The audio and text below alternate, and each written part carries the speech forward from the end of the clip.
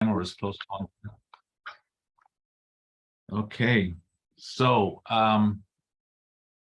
let me just say, just get this part out of the way. If there are any attendees who are students who need some kind of verification that they're on, I see Adrianita also on attendees. Can the students raise their hands so that we can take inventory? Any students? I don't see any hands up, so okay. Oh, We'll move on, and then I'll announce it again a little bit later. All right, we're gonna go ahead and start the Northwest San Pedro Neighborhood Council meeting at 6:02. It's the 12th of December, and it is pretty darn cold outside. So can we go ahead and call this meeting to order and do roll call? Mr. Christensen? hey, John Barbera, Here. Vic Christensen here, John D'Amiglio, Here. Dan Dixon.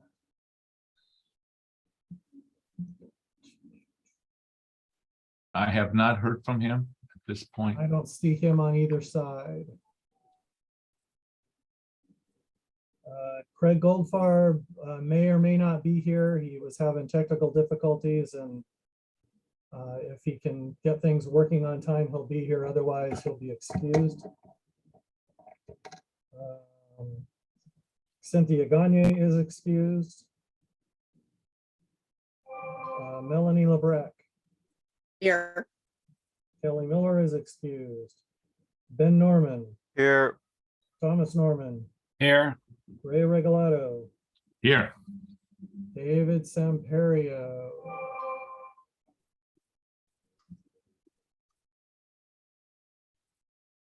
I do not see him either. And Adam Stevenson.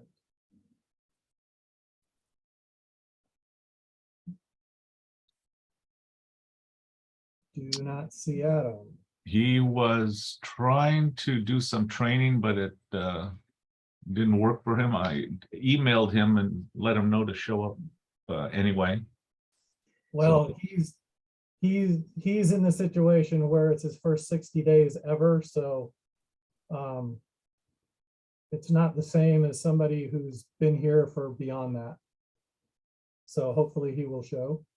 Yeah, Did I see somebody come in on the other side? and Dan is here. No, I didn't. Angela Sumner. Here. Okay, now, the reason I skipped a few in my usual list is because there are some people who are 61 days or more, or 60 days or more with expired training.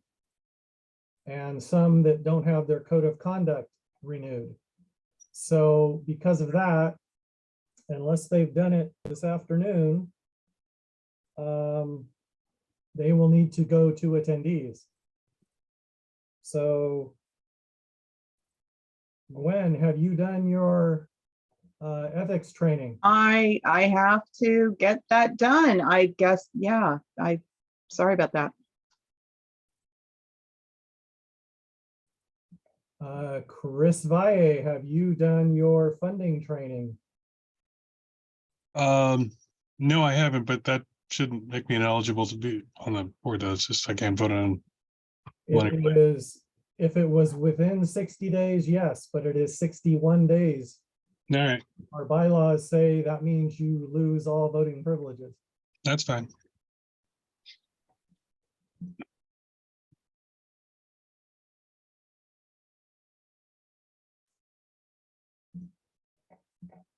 Are we okay?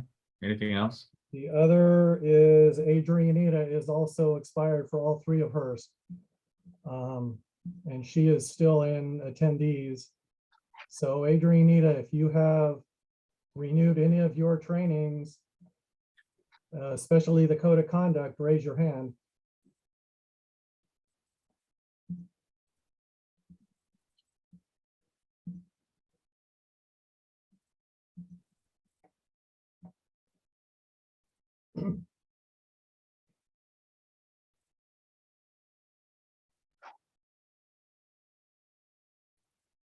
So How we doing? now, How we doing with quorum? that's what I was afraid of. Unless somebody shows up, we only have 8, which means we do not have quorum.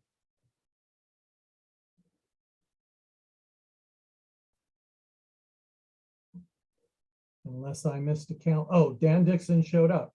Yeah, yeah. Okay, Dan Dixon. As part of roll call, Dan Dixon, say you're here. Here. Okay, we have 9, so now we have quorum. Okay. All right, everybody, those who are need to get the training done, please get it done as soon as possible. I see a hand up. I see a hand down now. Okay. So let's go ahead and Just one quick thing, if I may. sure, Vic. For those board members who got moved to attendees, you do still have the opportunity to participate as a stakeholder in the usual public comment type of thing. You just aren't able to discuss and vote on things.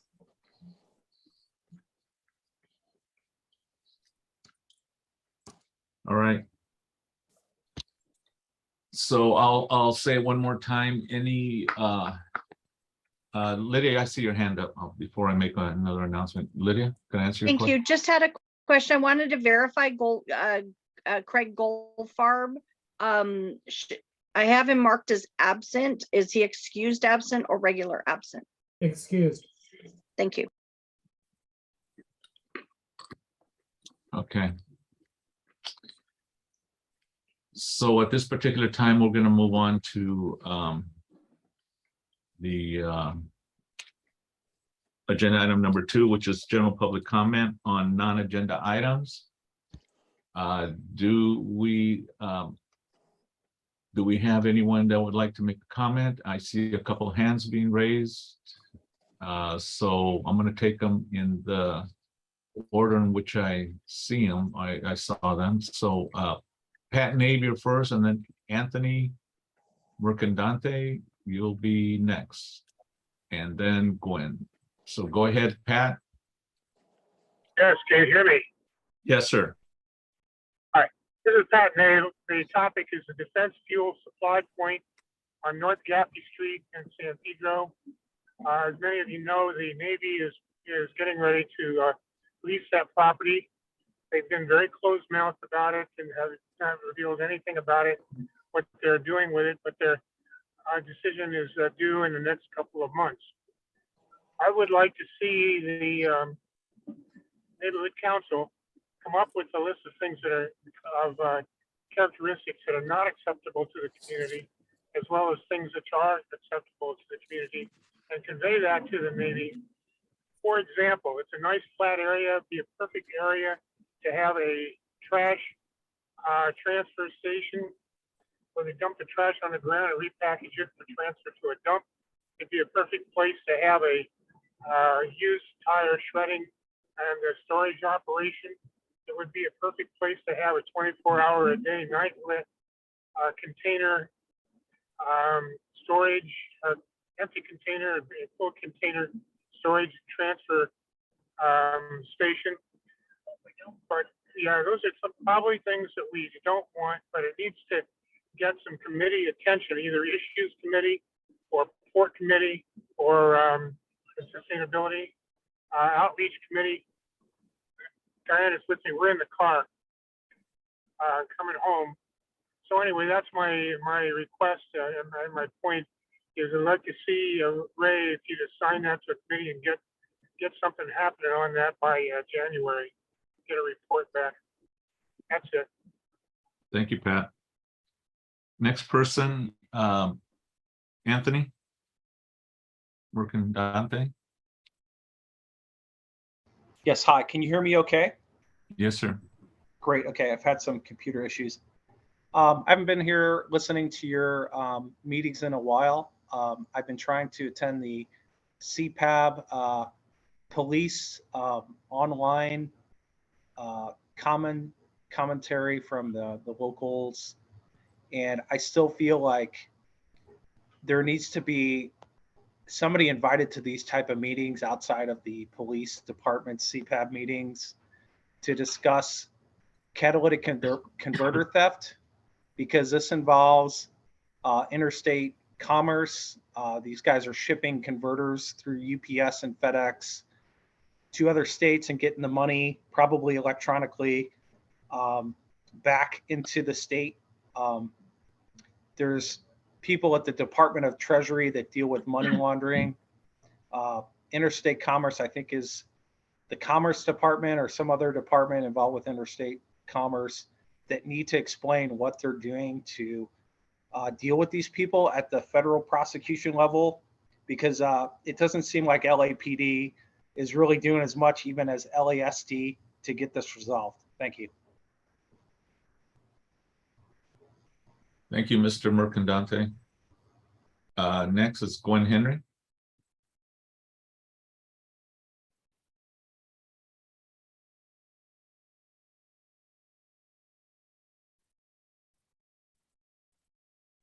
Hi. Yeah, I just got the unmute button. Thank you. I just wanted to say that it was wonderful to see everybody at Tim McCosker's swearing in ceremony. It was a wonderful event, as well as Weymouth Corners. That was another wonderful event. And as a matter of fact, it looks like we were able to outreach to a lot of people who seem to be interested in roles with our neighborhood council. And once again, I encourage anybody, committees, public safety is a very big one. That's where a lot of these issues would be discussed, where the letters would be generated. And then we have port, environment and sustainability, and a lot of others. Please look at the newsletter. We also have some board seats that are available. Anyone who wants to participate, we invite you to run. Yes. Other than that, I'm hoping that we may be able to think. Well, I'll bring this up in the committee, but thank you. Have some letters to manage later. Thank you.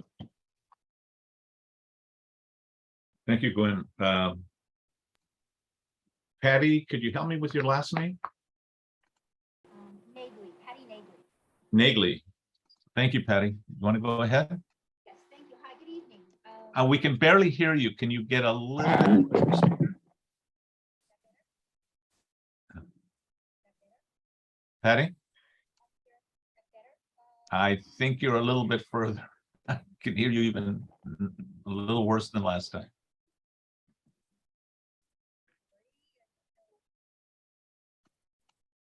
Hello, Patty. Yes, I'm here. I don't know what I should do. Sorry.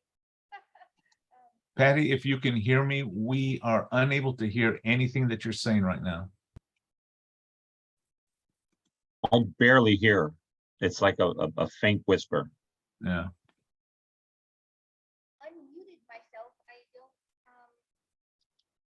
I've never had this problem before. And,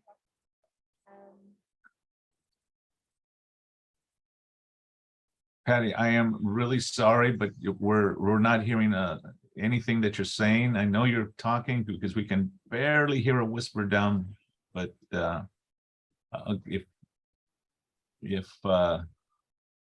you could remedy the problem, that'd be great. I'd be happy to call on you again to give you an opportunity, but right now you're not coming in quite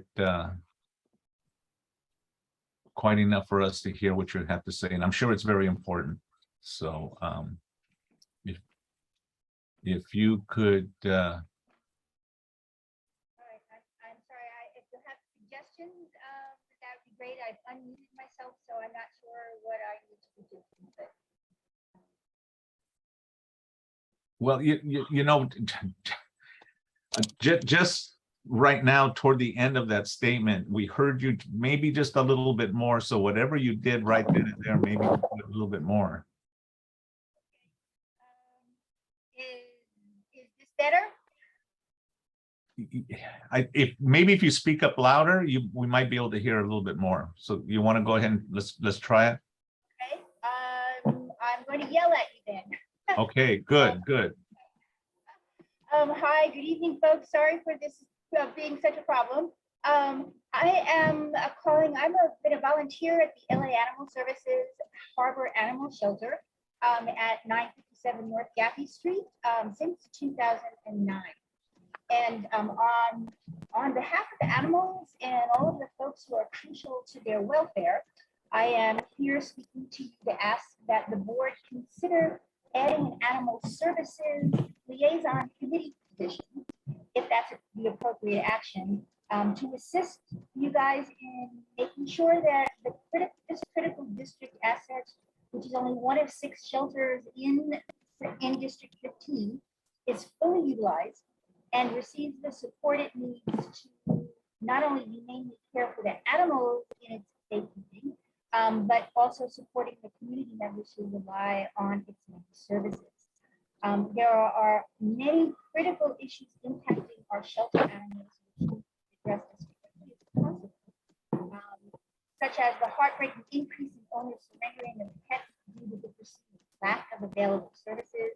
And that includes our homeless neighbors who will not relinquish their pets in order to accept housing. There's the appointment of a full-time general manager of LA Animal Services, hopefully through a nationwide search, and increasing the LA Animal Services budget to allow for streamlining for the process of hiring much needed staff and bringing volunteers on board, and increasing voucher dollar amounts to address the critical unavailability of spay-neuter appointments. And that's just a few of the things that need to be addressed. With a new mayor and new council person, I believe that there's a unique opportunity to make a very big difference for our shelter animals and for the community members who care for and without them. In my many volunteer efforts on behalf of animals, I have found that most people are eager to help animals in the community, but they don't know how to do it. So I believe if we can provide specific opportunities for people to contribute, they will gladly step up.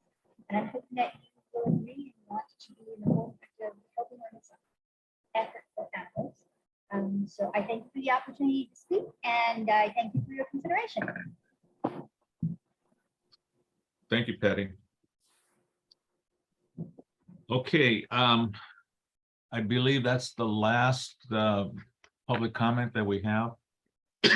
Excuse me. Let's see. Now, Pat, I noticed that your hand is up again, or is it just never been put down? The hand, that is.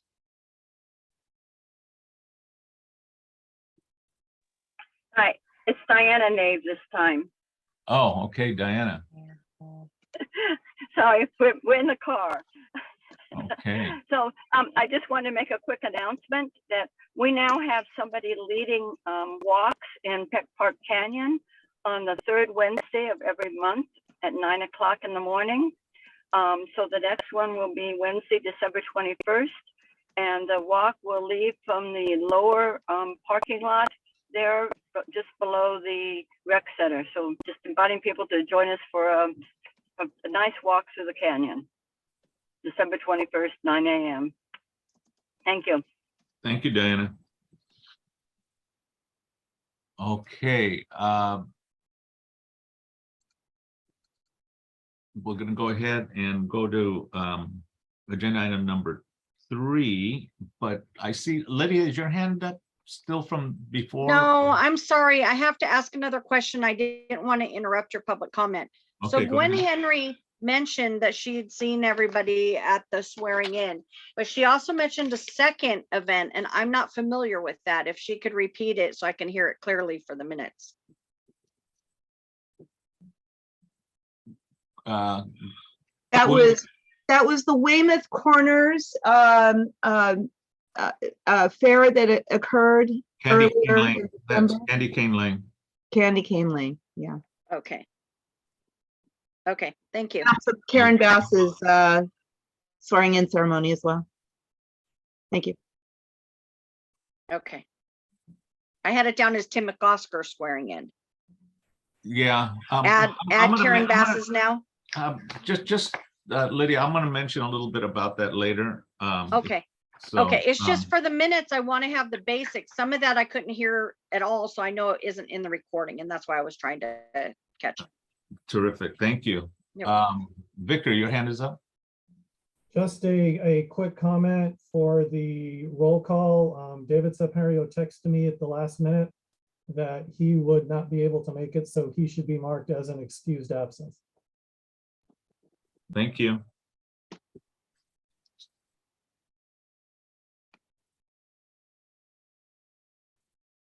Lydia, you got that right?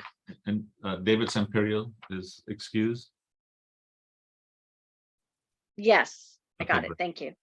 You're welcome. Okay, item number 3, homelessness liaison report, Lori Jacobs.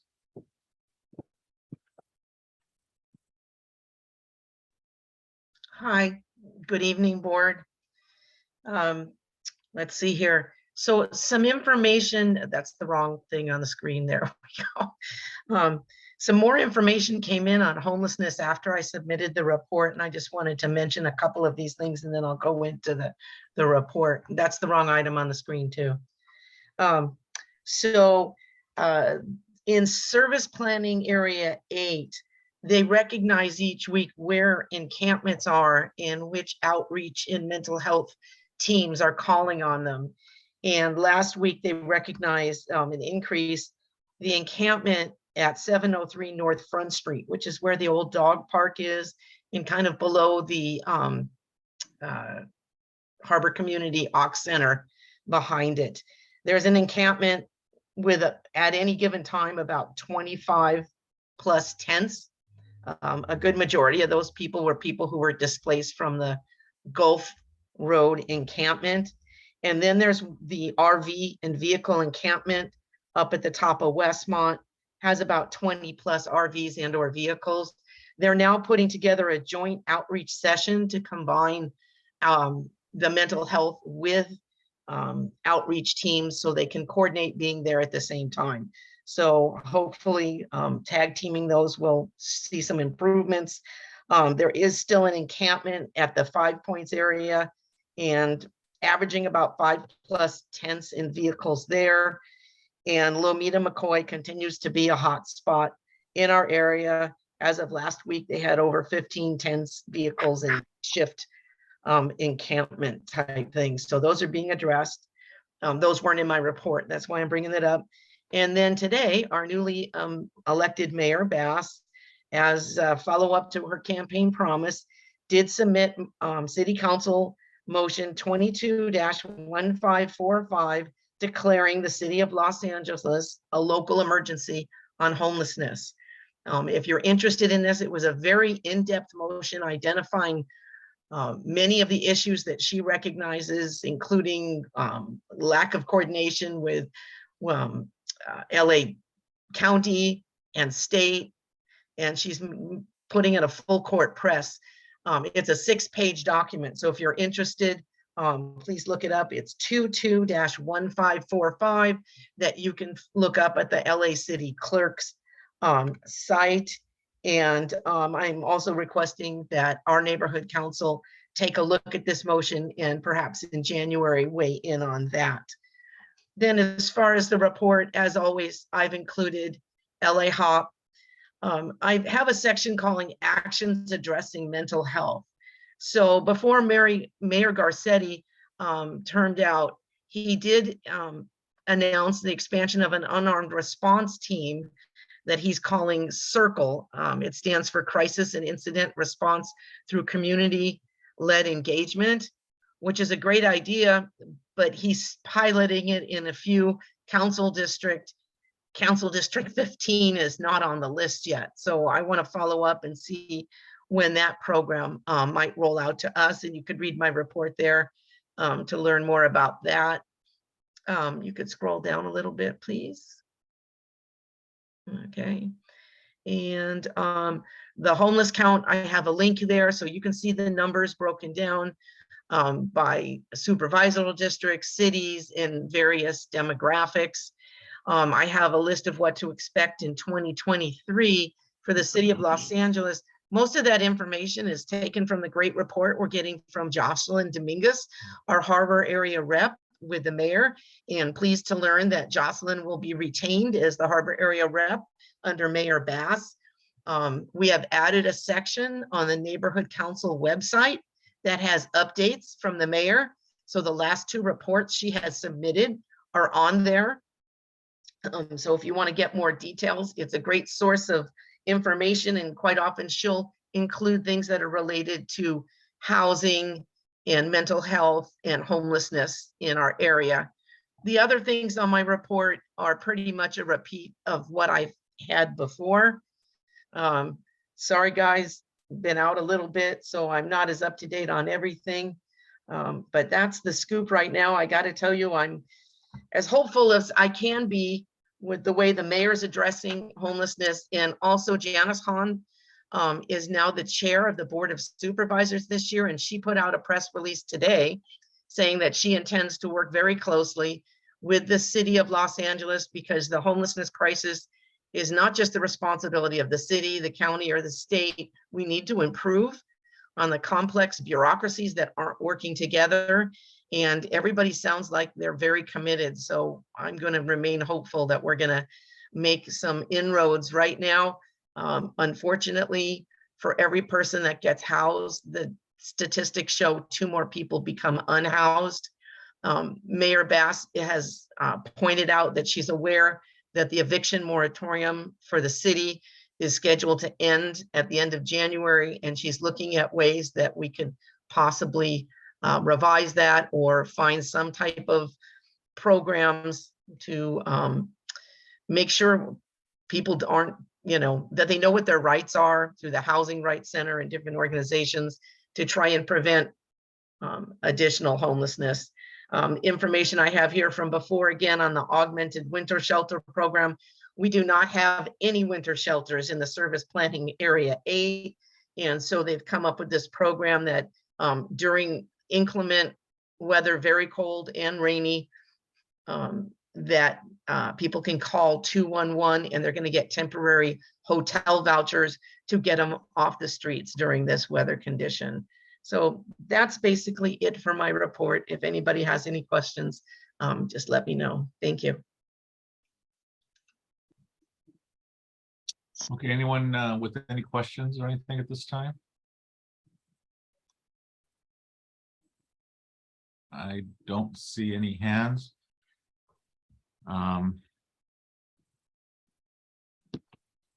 Thank you for Lori, letting me. thank you very much, Lori, for your report. It's always really informative, and I too shared my my hopeful optimism that we're going to be seeing some great things coming from Mayor Bass when it comes to homelessness. So we'll always be looking forward to hearing your presentations. Thank you very much for what you do there.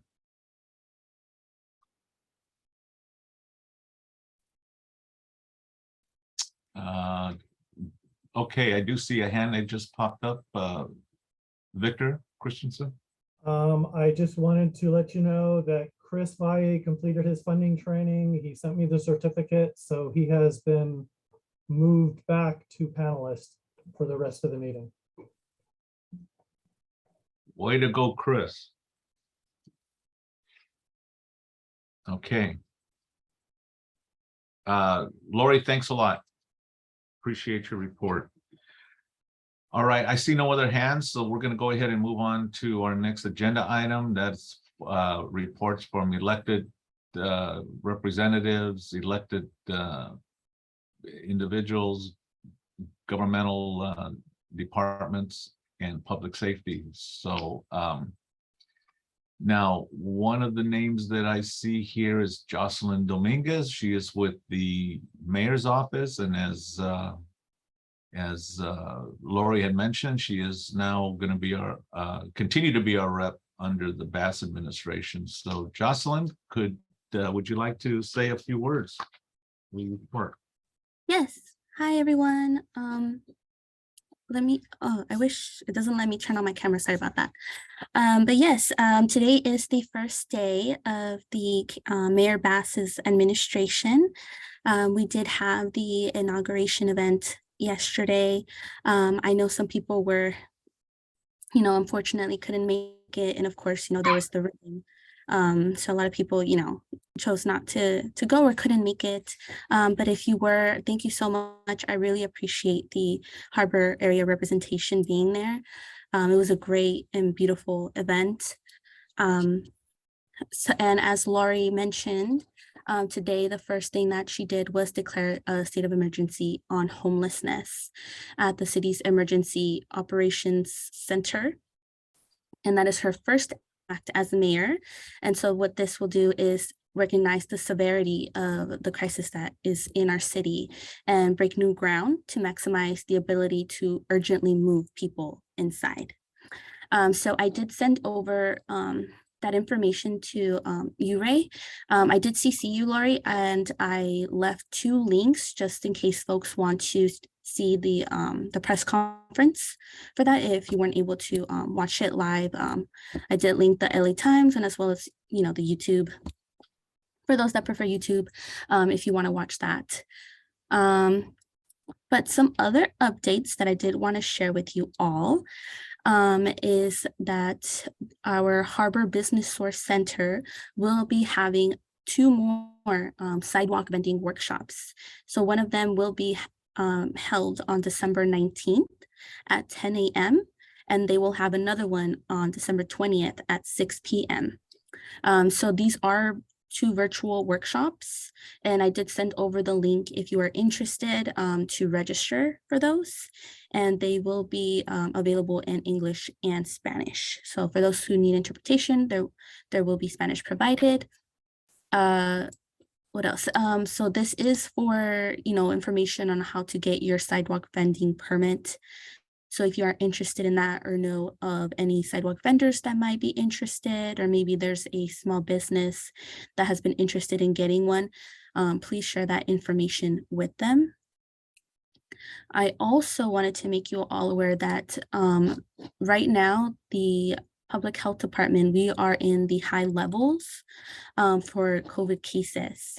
So if you haven't yet gotten vaccinated or haven't gotten your booster, please do be aware that, cases are up and, right now is the time that people gather together the most, right? We're around our loved ones, our families.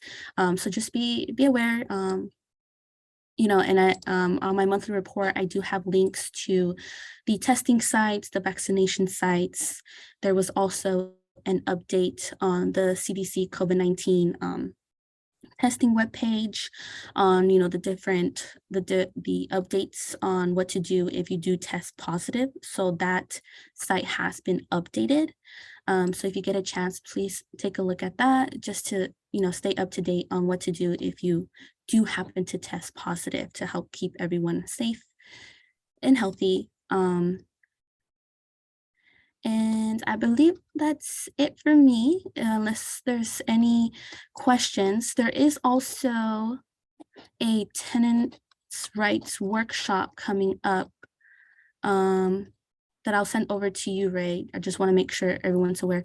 On December 22nd from 5 to 6 p.m.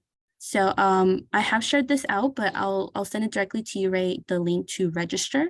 Okay. So if you are able to attend that, please register to attend.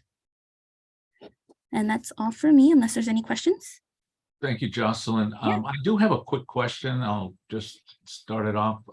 Any indication at all about any extensions or what they might be doing with the eviction moratoriums that are running out, at least as far as the city of Los Angeles? Any word? For that, what I can do, I don't have that information on me right now, Okay. but I can reach out to our housing department to get an update directly and see what's in the work with that. Because Okay. you're right, it is that deadline is approaching. So I'll reach out to get an update. That would be great. Thank you so much. Yeah, absolutely. Thank you. Anyone else with any questions? Okay, I see no hands. Jocelyn, thank you so much for your report. Yeah, absolutely. Thank you so much. Bye-bye. Okay, I also see a representative from our the great office of the Department of Neighborhood Empowerment, Mr. Octaviano Rios. Octaviano, would you like to give a update? Yes, sir. Can you hear me okay? Yes, we can. Great. Thank you, Mr. Chair and board members. My name is Octaviano Rios. I'm with the Department of Neighborhood Empowerment. Good evening, everybody. First off, I just wanted to say thank you to those that attended our new council member McCosker's inauguration and the mayor's inauguration and the oath for our new council member. I was in attendance at both events, and it was nice to see some of our neighborhood councils in attendance and board members staffing their booth at Councilman McCosker's event. They're both beautiful events in their own respect, and I hope we have a fantastic term this coming 4 years. To get into my report, sorry, I'm a little, I was trying to activate my video, but that's okay. I think it's on my end. That's the problem. Fumbling here with my computer. I do want to emphasize a little bit on my report, the neighborhood council elections. I know that Region 12 is well in its candidate filing period. That started December 2nd and ends January 17th of 2023. Of course, the next significant period here for the elections is the vote by mail application period, which starts January 31st and runs until March 13th of 2023, and election day, April 1st, which is a Saturday.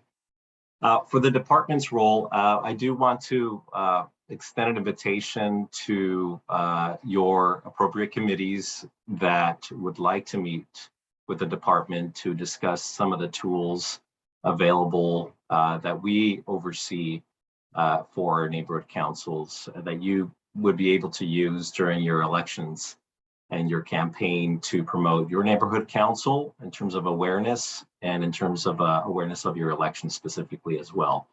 So I think I mentioned this last time, Canva is one a special account that you have. Nextdoor is another account, and another tool that you have through the U.S. Postal Services is bulk mail that we can help guide in accessing that particular service for your particular outreach strategic plan. And of course, just a quick reminder on the digital communications policy. I know you all have a direct button on your website for the elections. Thank you so much for that. That makes it so much easier, I think, for the public to know that the elections are here and where to go exactly to access those resources through our department and the city clerk's elections division. And I know that Lori, thank you, Lori, for advocating to put that pamphlet that just came out from the city clerk's office that has a lot of good information about running as a candidate.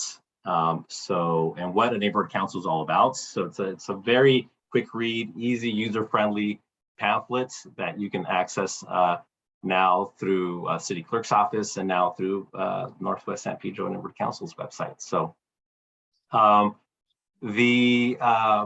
so just in terms of invitation, the director for engagement for neighborhood councils, Angie, is available to meet with neighborhood councils, and I'll be joining her as well to discuss some of these tools, see if there's an opportunity for us to listen for needs that we can help address that your neighborhood council specifically may be having challenges with. So we'll be trying to meet with all 99 neighborhood councils. Some folks are well on their way to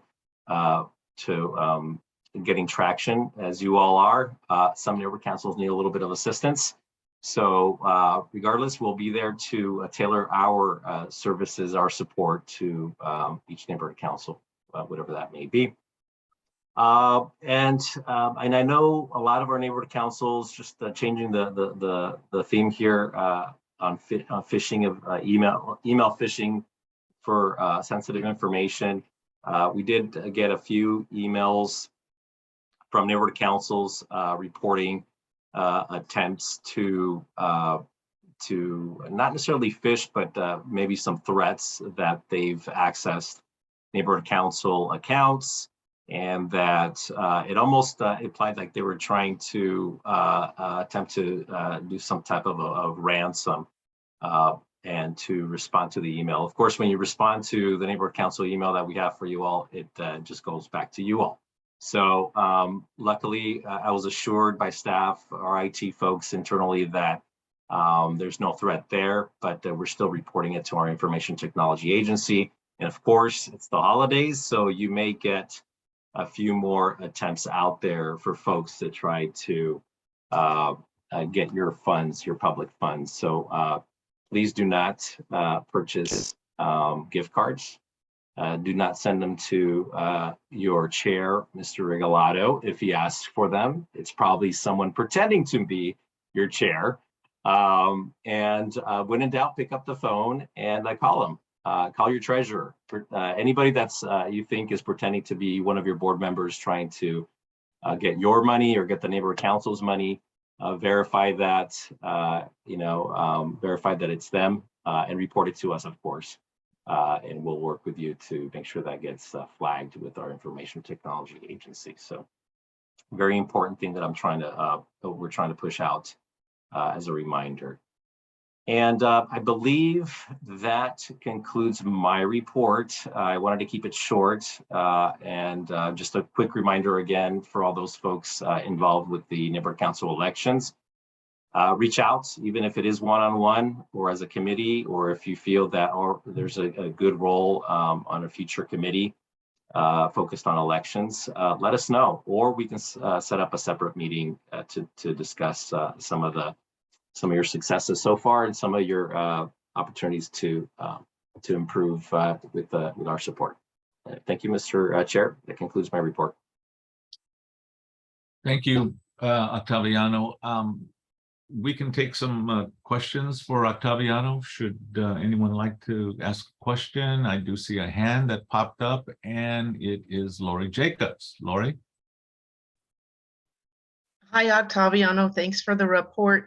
I was looking at the Empower LA site under elections today, and where it says, look and see who's running, it still says coming soon, and applications started last Friday. At what point will that start to show candidates? Yeah, well, without waiting for my side of the page to upload, that particular information is dependent on the city clerk's office, but I can certainly reach out and see how soon we can start seeing Region 12's candidates being uploaded, so we get a sense of who's doing it. I don't know if they're going to do it all at once, or if they're going to do it as people file their applications and they get filed. I know there's a review process, of course, for eligibility, and so I'll find out. I'll find out how what their method is this time around in getting that uploaded. Okay, thank you. In the past, they've posted them sort of as they've proven eligibility. They didn't wait till the end and then post them all, so that would be helpful.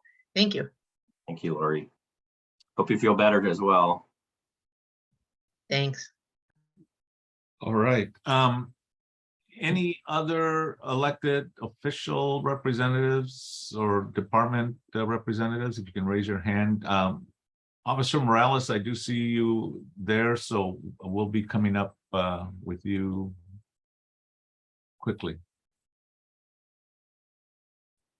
I thought I saw a hand go up. Okay, I see no others, so why don't we go ahead and look at let us have some information from Officer Morales from the Port Police.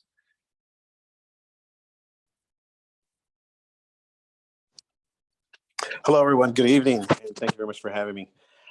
Real quick, I just want to mention as far as end of some of the our stats for the Port Police here at the waterfront area. We do have 3 aggravated assaults as of November. Excuse me, as of November 2022, 3 aggravated assaults, 2 burglaries, 1 burglary from vehicle theft, 1 vehicle theft. We do have property crimes, personal or other theft, 4. Also, we do have vandalism. We have 4, 3 batteries. Other crimes, 9. Doesn't specify. Break it down. Arrests, we have 1 as far as for motor vehicle theft. So it's a stolen vehicle theft. We arrested 1. 2 felony warrants and other arrests, 9. So in total will be 11. And 3 72-hour hold mentally ill or otherwise. But other than that, I pretty much invite you to, for the port, I'm pretty much did for the rest of the year, all the events are done for this year up until, if you're able to log on to portofla.org and view the calendar section there, it'll be for next year. The events are starting to fill up and come close. And if you have any questions, I'll be happy to answer any. Thank you, Officer Morales. If I could mention something else real quick. Yeah, sure. Lori mentioned as far as of the homeless encampments that are right there behind the Harbor Occupational. I am working with LA Unified School District. We are actually, the railroad is port property, the dog park is port property, but that lot right there where all the people are hanging out and camping out on, the people experiencing homelessness, they are on LA Unified School District property. So it's part of the property of a Harbor Occupational. And I have let them know or known already a couple of times that they are encampment there.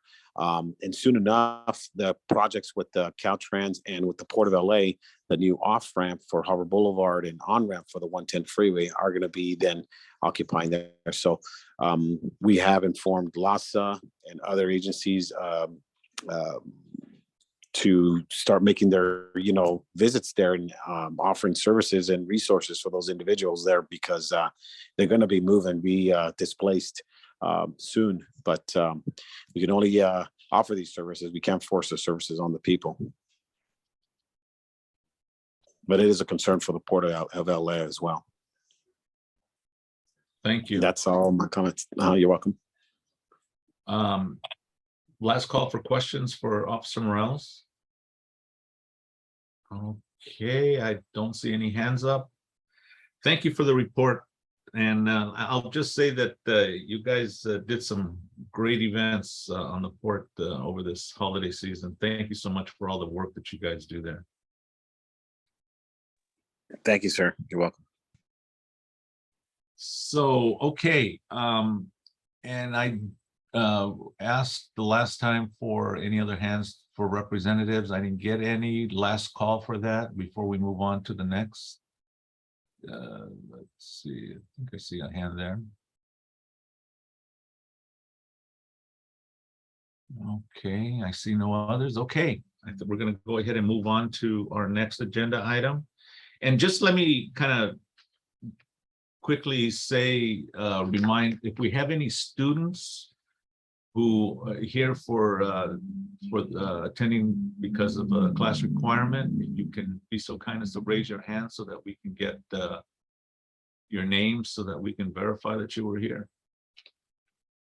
So let's see, I do see a hand.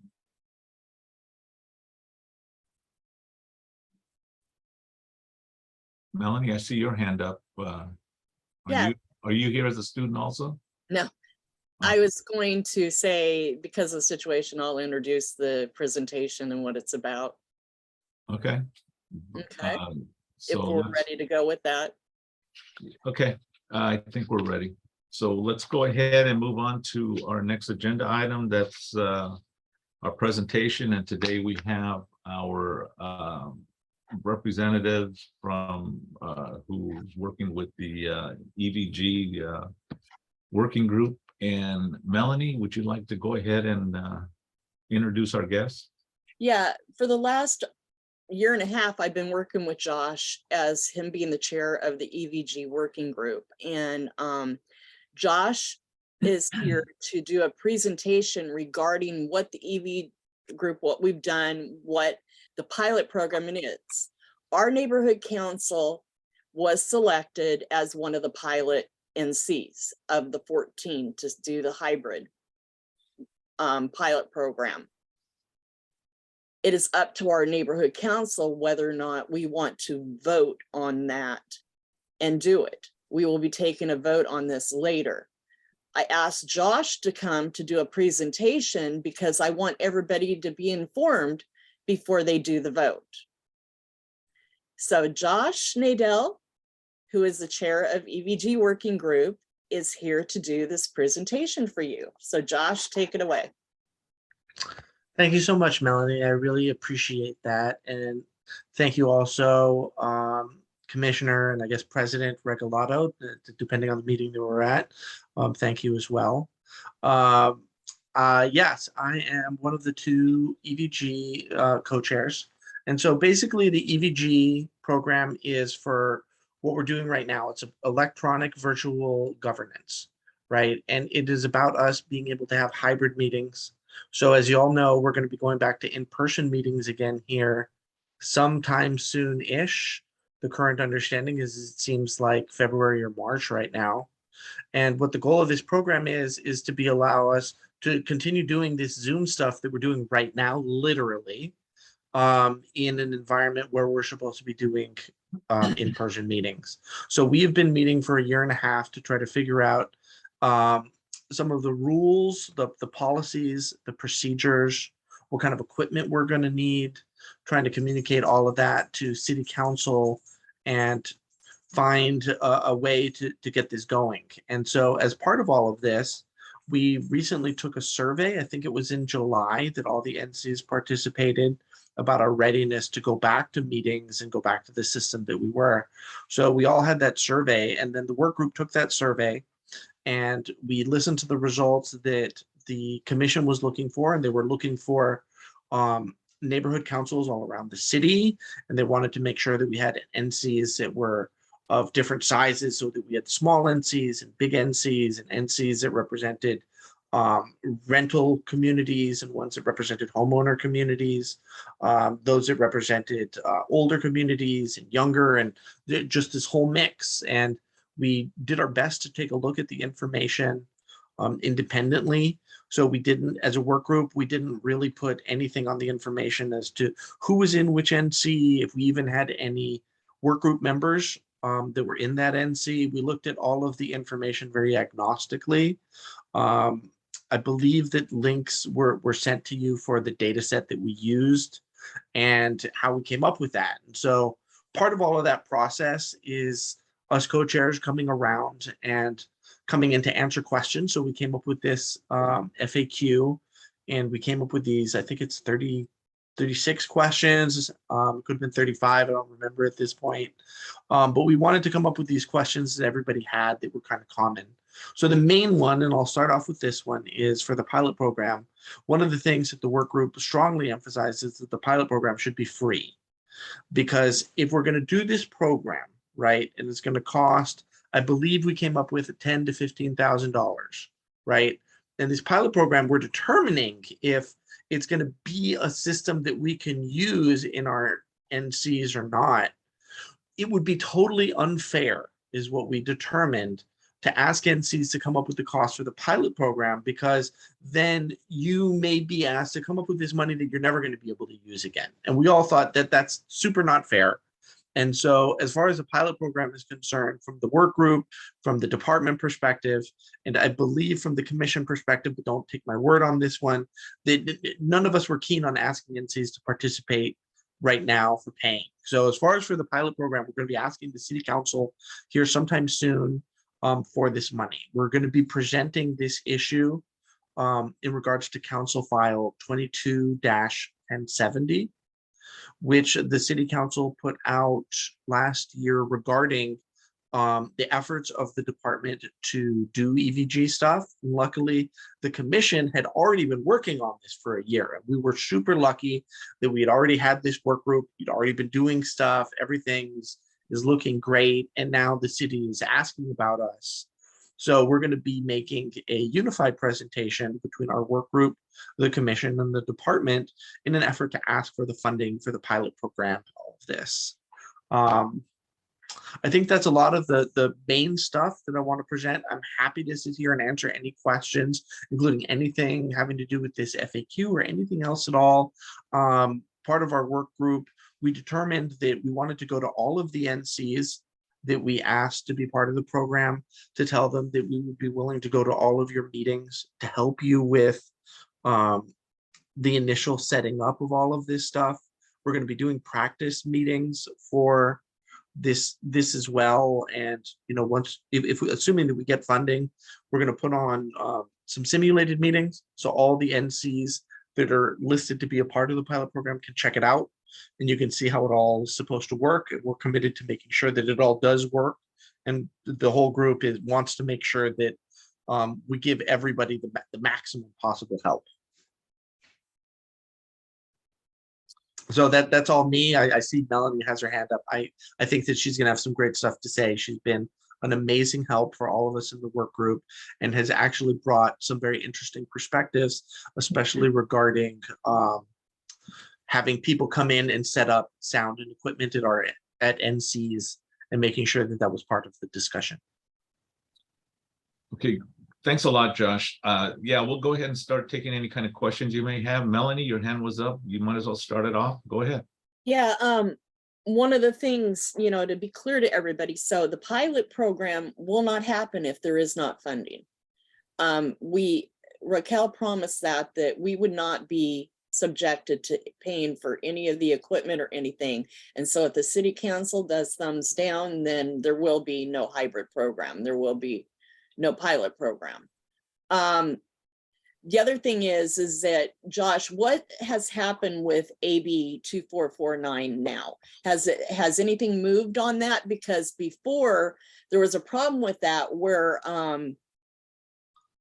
board members, say you choose to be hybrid versus being in person, you can only do that 3 times. Yeah, so you're bringing up some excellent stuff here. So AB 2449, for everybody who isn't aware, is a brand new piece of legislation that will be taking place as of January 1st. It is a modification to the Brown Act, and it changes some of the rules that we have regarding public meetings. So right now, let's pretend that there's no AB 2449 and we're not inside the pandemic.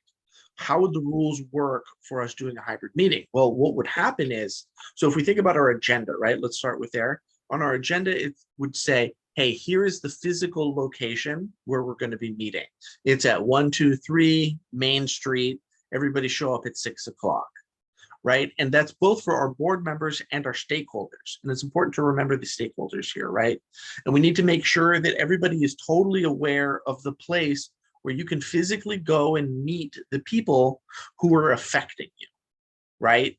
They're making the decisions, they're coming up with stuff, and you're getting a chance to be able to see them eye to eye, to talk with them and to hear what they have to say. So the way that the rules currently say is you actually have to list the address of everybody. So if you were going to be on Zoom right now in the old rules, we would have to put everybody's address. We would need to know where Ray lives. We would need to know where Melanie lives. We would need to know where Victor lives, because that's where you guys all have your feed. And then on top of it, we would have to be able to go to your house. People could come in and talk to you, and it would be a terrible situation.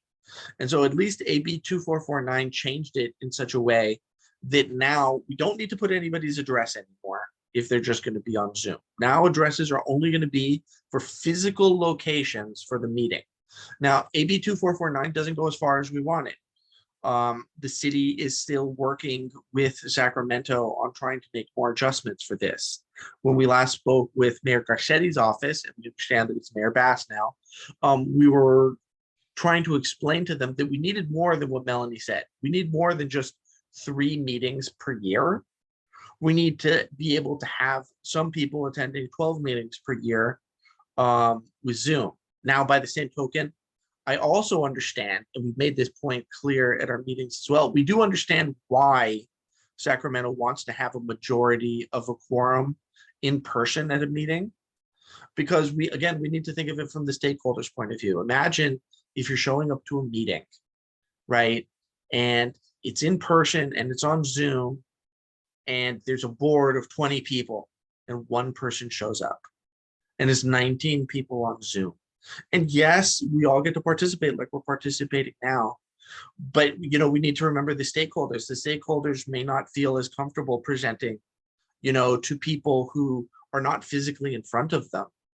And that's one of the things that we needed to consider. So AB 2449, which limits us on the amount of people that have to be there physically and the amount of times that you can miss it, is super important.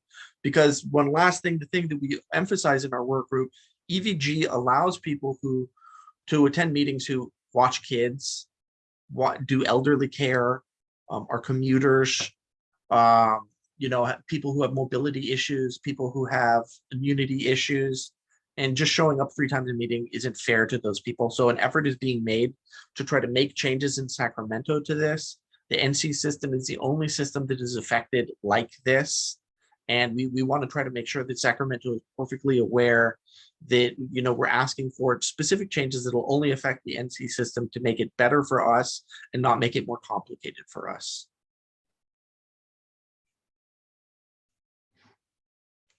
Okay, thank you, Melanie and Josh. I see another hand up, and this is Victor Christensen. Victor, go ahead. Hi, I attended the 2 information sessions, and Josh and Melanie both covered most of the things that came up that I was particularly concerned about, mainly the funding, so we don't end up with very expensive door stops or paperweights, and the increasing of the 3 limit, or the 3 maximum limit, for various reasons that Josh had an even bigger list during the first information session. But one thing you said, Josh, tonight that I thought was slightly different during the earlier sessions was, does AB 2449 limit or require that at least a quorum be in person, or a majority of a quorum? Because you said majority of a quorum tonight. Oh, my apologies if I misspoke. It is according to AB 2449, you need a quorum of your board in person, is my current understanding. Now, when I last spoke with the department, they were still trying to figure out with the city attorney's office the exact specifications of what was going to impact us for 2449. And there may be some things subject to change, but my final understanding was a full quorum of your board. So if you have, 13 board members, let's say, you would need at least 7 people. So that would be 6.5, rounding up 7 in person. Then the remaining 6 people could either be in person or online. Those people who are online currently are limited to 3 times for the calendar year. Did that help? Yeah, answer your question? Yeah, it was mainly the clarification of Okay. Quorum or a majority of a quorum, because you said majority of a quorum tonight. So I just wanted my apologies. I apologize for that. I know that the words are all very specific there, and sometimes adding in, 1 extra word by accident can make a huge difference and cause some miscommunication. So I apologize. And then one other thing, you mentioned that right now, and I'm not sure where you're getting this information from, but right now the estimate is that the, go back to in-person hybrid type thing decision with February, March. Do you see that being later, considering the increase in cases of So there's 2 COVID, factors. flu, and Yeah. RSV right now? There are 2 factors as far as I'm aware and that I have been made aware, right? So right now, and I believe there was a council file made sometime in the past couple of days asking for an end to the local pandemic ordinance, I guess. And so basically what was explained to myself and the rest of the work group is right now in LA, we're working under two sets of emergency rules. There's the set from Sacramento, that's the overarching one that basically covers everything. And that's the one that we're really operating under. But then Los Angeles has the ability to add their own extra set of local rules. So we've been told that while the governor is planning on ending the pandemic according to their current understanding, and yes, I am aware that there is a change in the infection rate and that could result in some changes. I'll leave it at that. As of the current understanding, it's supposed to be ending as of February, but I was told that Los Angeles may add an extra layer of protection. So even if Sacramento says, oh, the pandemic is over, turns out even with the extra people getting sick right now, that's still over. LA at that point could then say on its own, yes, pandemic is over, or no, we want to continue on for a bit. And there is a chance that even if the state ends things, that on a county or a city level, we still may be in a pandemic mode. And it may even only affect our NC system or something like that, because the city council would have an ability to tailor that to exactly what they want it to be at that point. If it's literally only them and, you know, not Sacramento, if that makes sense. Did that make sense? Yeah. Okay. Okay, thank you. And just before I go, we do have a couple hands and attendees for when we're ready to get to them. Thank Yeah, you. I need to make one more comment before we move to attendees. Melanie, go ahead. Yeah, so for board members, one thing you got to keep in mind when later that we vote too, because this is the informational part of it, is one thing that I brought up to the EVG working group and Raquel was that our neighborhood council, our meeting place is not Wi-Fi ability. It doesn't have, we have no internet, we have no Wi-Fi currently at our current meeting place. So there will be challenges. We may have to move somewhere else. Now, the other challenge is whether or not we can get that meeting place for free versus like we are at Pet Park, or whether or not we're going to have to pay, and whether or not we have the funds to pay. And so those are things. So can we use a hotspot at Pet Park? Will it work? That's another technical thing we need to sort out if we want to go ahead and do this. So those things are things that are going to have to be sorted out depending on the vote tonight. So, okay, so I'll let you move on. Vic, I see your hand up again.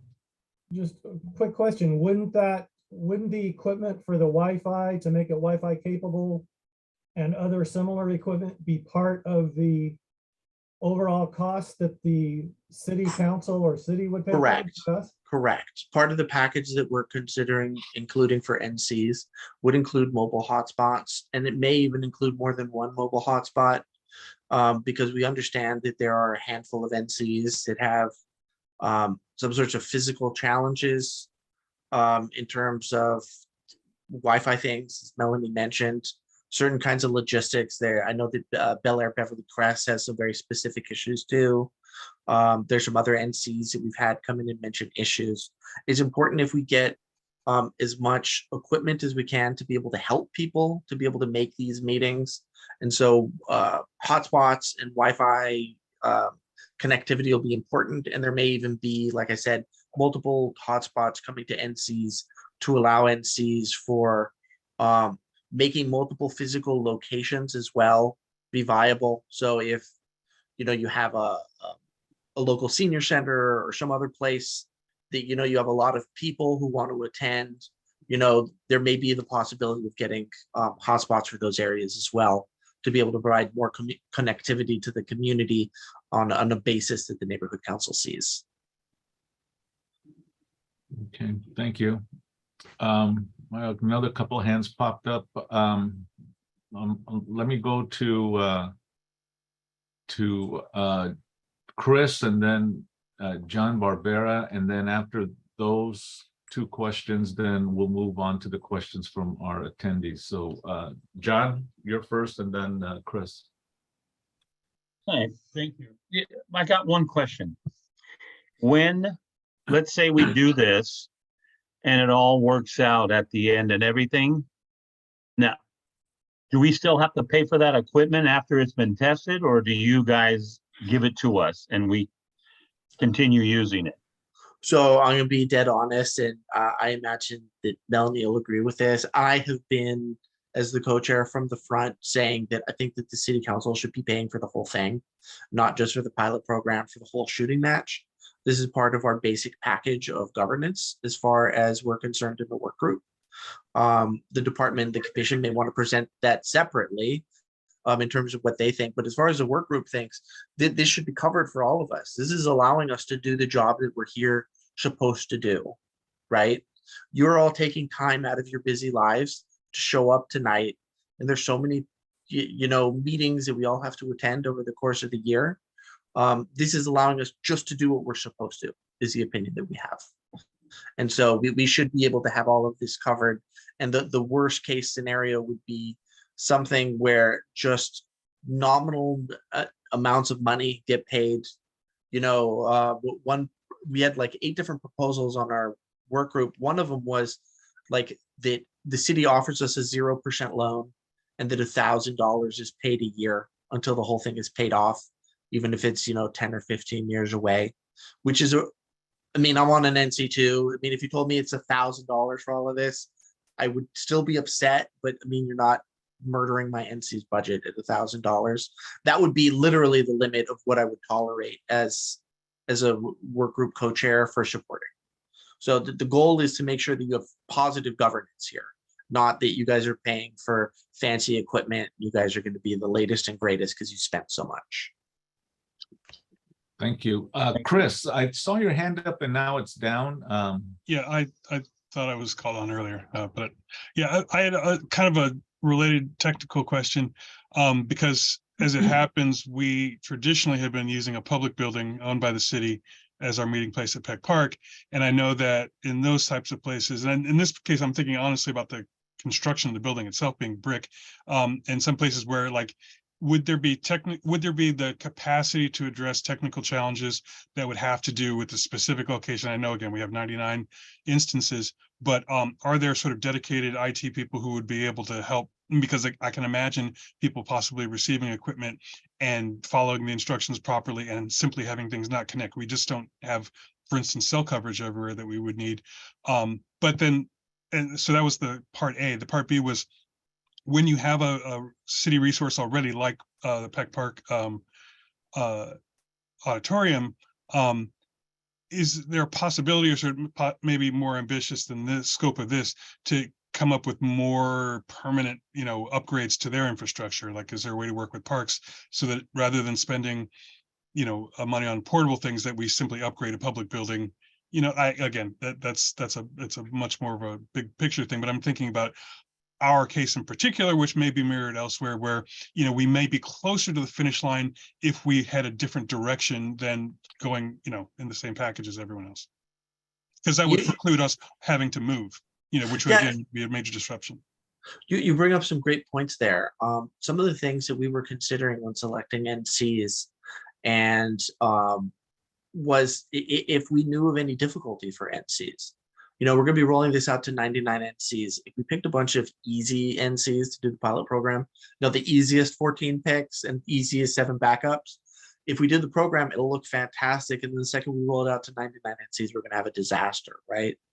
So we wanted to make sure to pick a bunch of NCs that had translation issues, any NCs that had specifically mentioned to us that they had issues with like connectivity or something, because those are the issues that are going to have to be addressed.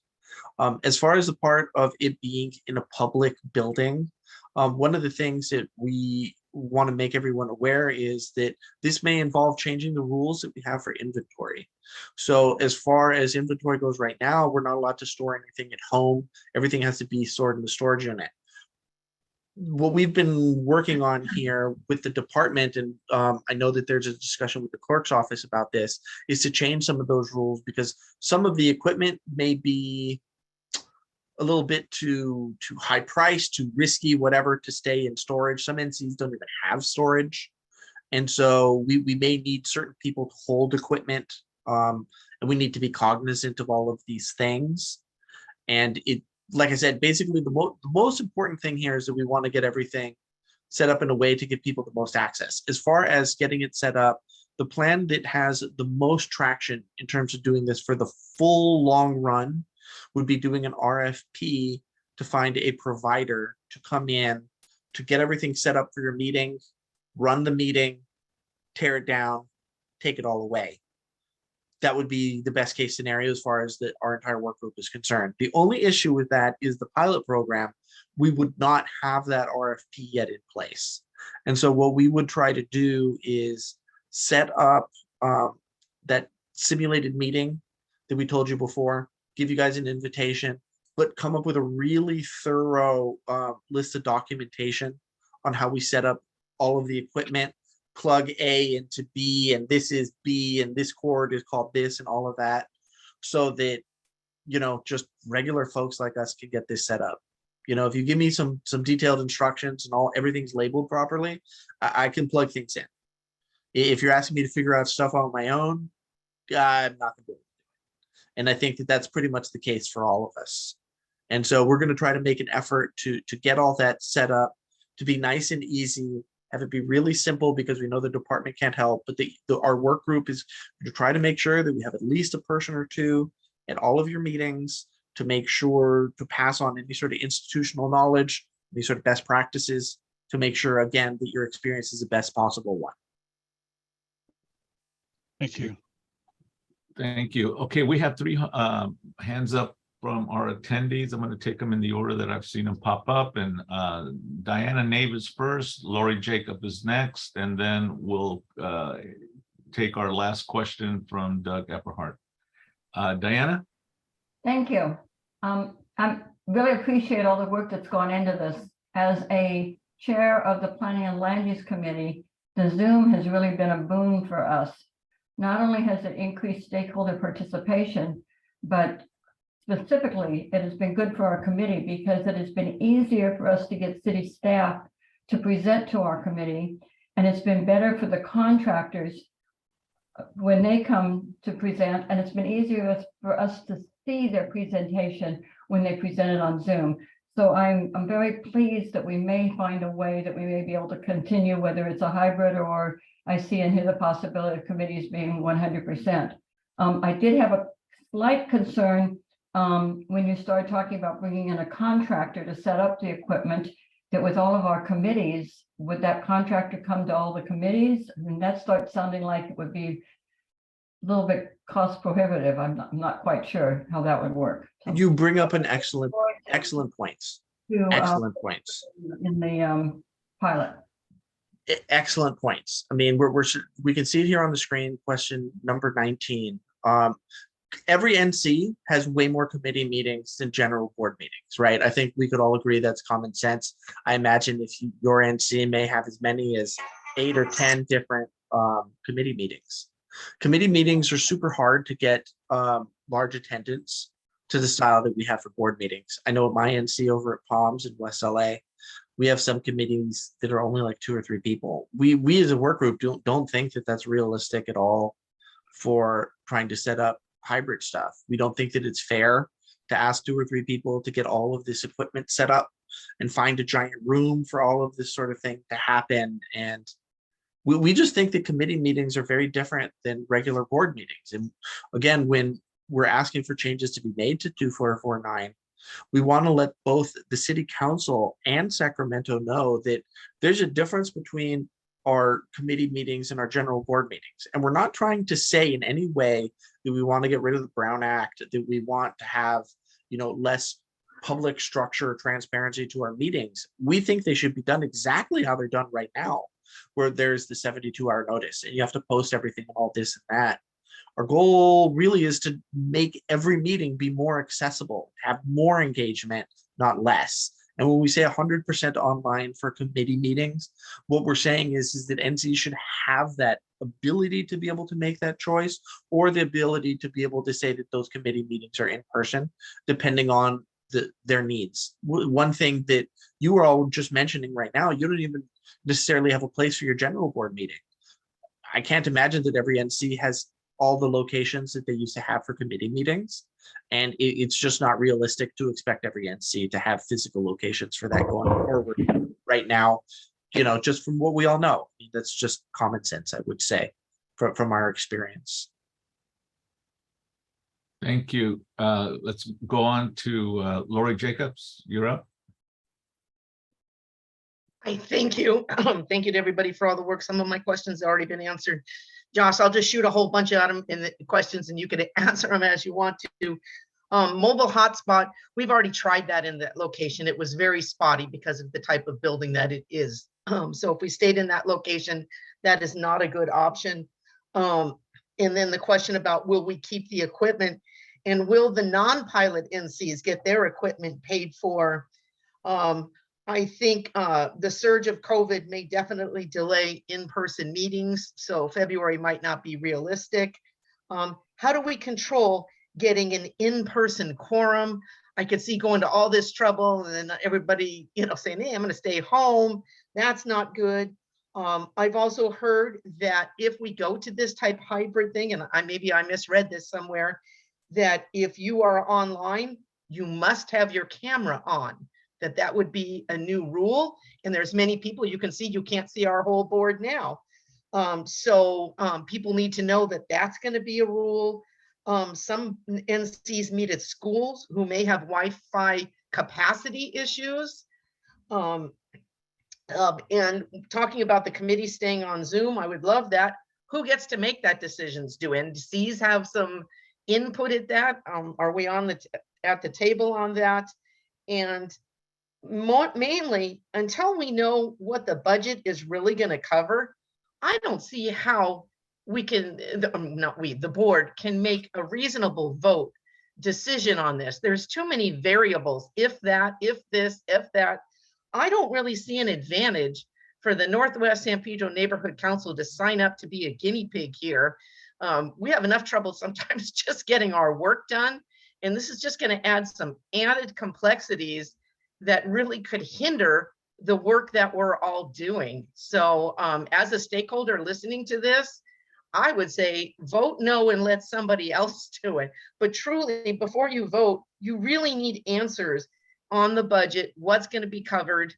And I think that covers all of my questions. Thanks, Josh.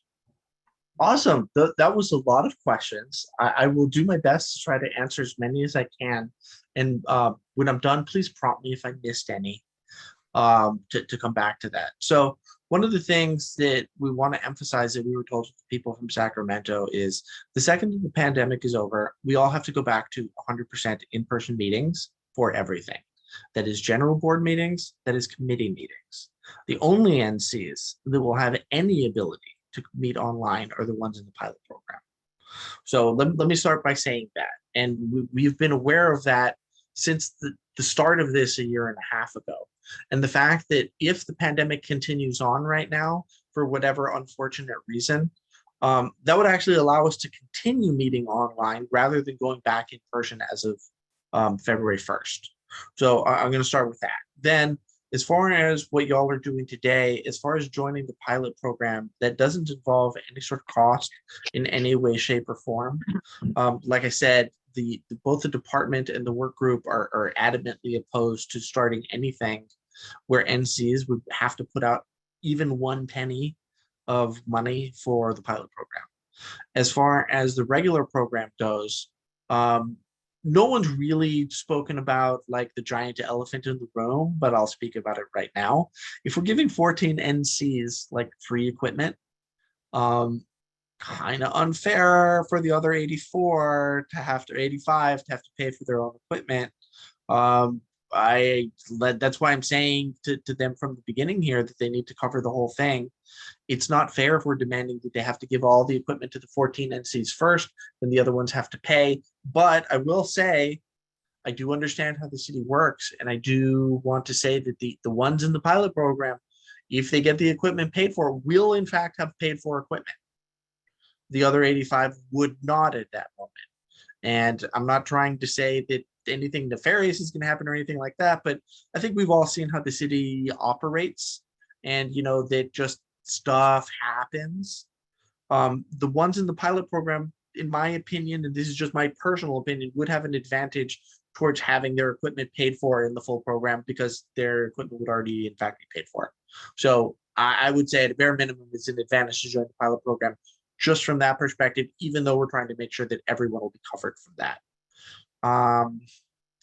Lori, were there any other questions you wanted me to get to? If you just give me like a quick bite, Sure. I can answer them. There were just so many. Well, yeah, Josh, that's not equitable. You can't give the advantage to, I'm sorry. Oh, I to pilot can't. I mean, I'm just telling you that just the right Right, now, no, all that we're I asking understand for is what just you're for the saying. 14 sets, right? And I don't know about everybody else, but working with the current general manager, I have a 0 confidence level on budgets really being approved and coming through. Okay. The other question that I was wondering is if, and thank you for answering those things.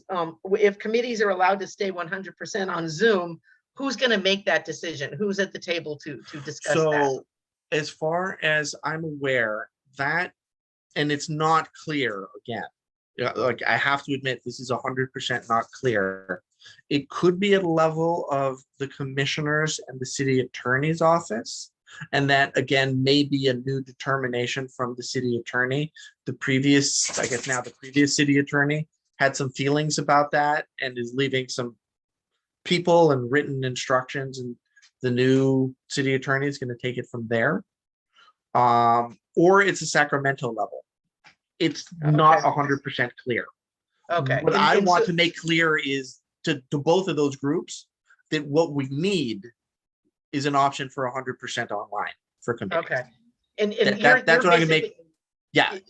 You're saying the advantage for us to accept the pilot program is that for sure we'd get our equipment paid for. Right. And I say that's a horrible way to approach this, and it's I not agree. equitable to all neighborhood councils. I'm kind of agree. horrified at that. So not blaming you. I'm just giving you my opinion. I realize. I'm just trying to make sure. My mandate is to try to make sure that 99 NCs get it. And if I start off by getting 14 NCs, all of this stuff, and we get things approved, and it looks great at those 14 NCs, well, I know that we're going to get 85 more NCs to get that equipment.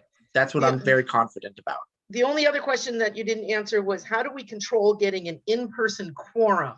I could see that being a disaster. Okay, so the way that that's supposed to work going forward with AB 2449 is on your agenda, you're supposed to say which board members will be where. So let's say we have 9 board members, we'll call them A to I. Let's say people A through E would be in person. And so it would say on the agenda, A to E are at the physical location. And then it would say F, G, H, and I are all on Zoom, right? So it's not personal choice, it's pre-designated? It needs to be pre-designated. And there would in fact be issues if you want to change once the agenda has been posted to the meeting. And again, it's not 100% clear what would happen if you said you were going to be in person, and like, let's say you only needed 5 in person and 6 people said they were going to be in person on the agenda, but one of the 6 couldn't make it now. It's not clear if that person would be able to vote online or not, according to AB 2449. Again, the city attorney is figuring that out right now. Thank you. And am I correct that if you sign up to be online, that you must have your camera on? Yes, that is part of the provisions of AB 2449. Okay, thank you. No problem. Thanks for all those questions. They were really great. Next question is, or next comment, slash question, Doug Epperhart, you're up. Well, gee, thanks, Ray. So I've been a member of this group too, like Melanie, for a long time. And not to contradict our fearless leader, but I would point out a couple of things. You should not assume that every one of the 99 neighborhood councils will be getting equipment. One of the things we've all talked about is the idea that there may be equipment pools. where 4 or 5 or more neighborhood councils might share a single set of equipment as a way of cost saving, for example, so that you're not buying all this expensive equipment to use it one day a month. That's a possibility. So, if you are in the pilot and this equipment is assigned to you, that doesn't mean you're going to keep it necessarily. Another factor here, I think, that needs to be considered, there will be costs most likely. You may have to pay for additional wireless connection. That's not going to be covered. You may also end up paying for someone to operate this equipment. Now, in the case of Northwest and the other Pedro councils, we've used somebody to transport equipment, set it up, operate it, and so on and so forth. So that cost may not be that big a deal for you guys. There is one thing here that I think nobody's really talking about, and that's the fact that at the meeting site, there will be a camera, and somebody's going to have to operate that camera. So that's another consideration. I don't know if you want to assign a board member to do that, and whether or not you want to consider which is your best side for close-ups. Those are a couple of factors. There are a couple of things I would urge everyone to take a very close look at. The Brown Act amendments that have been referred to as AB 2449. There's a lot of stuff in there that you are going to be required to do as a hybrid. If, for instance, you lose a video or audio signal during the meeting stops until it can be fixed. That is a big deal. I would point out too, for instance, that if you are one of the board members attending remotely, but you're not at home, let's say you go to a local, I don't know, coffee shop because you get a better internet connection, or the public library, that's a public place where other people may be present, and you're going to have to disclose that location. Also, and I'm not sure because I haven't looked at the very latest iteration, you may have to disclose if there are other individuals present. This is all, this is all to ensure the transparency of remote attendance by board members. Well, it's also, to make sure that there's no collusion as well. Right, exactly. We're looking at it from the stakeholder perspective as well, right? Yeah, in case, I mean, I'm not saying that this has happened, but I've heard talk that during Zoom meetings, there have been one or more board members of some neighborhood councils who have gathered in a place together. That's a real no-no. So we heard that. Yeah.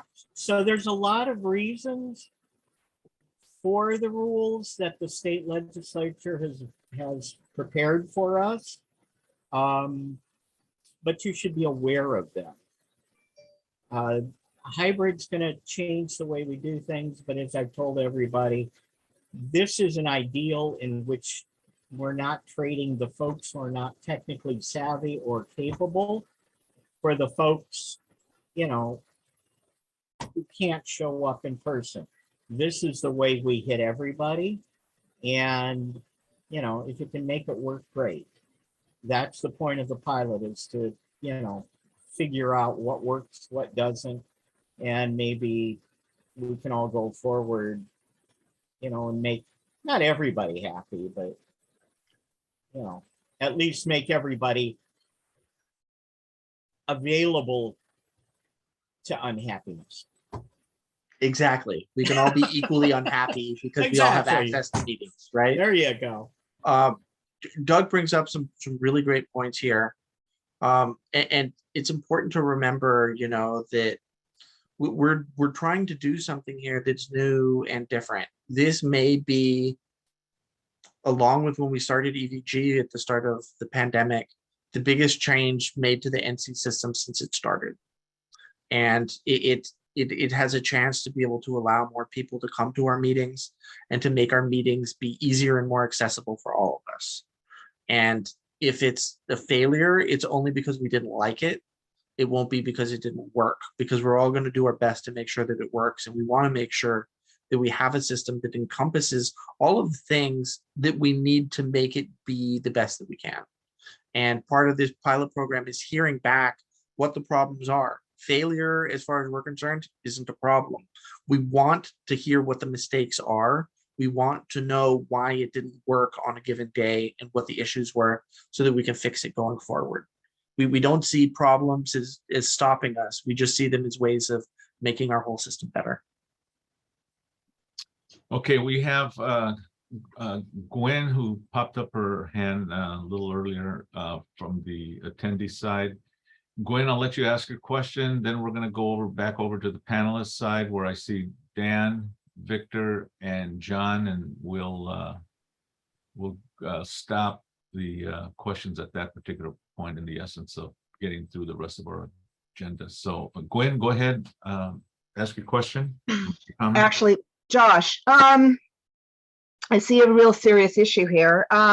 Really what this is bringing up is that this is a city of 4 million people.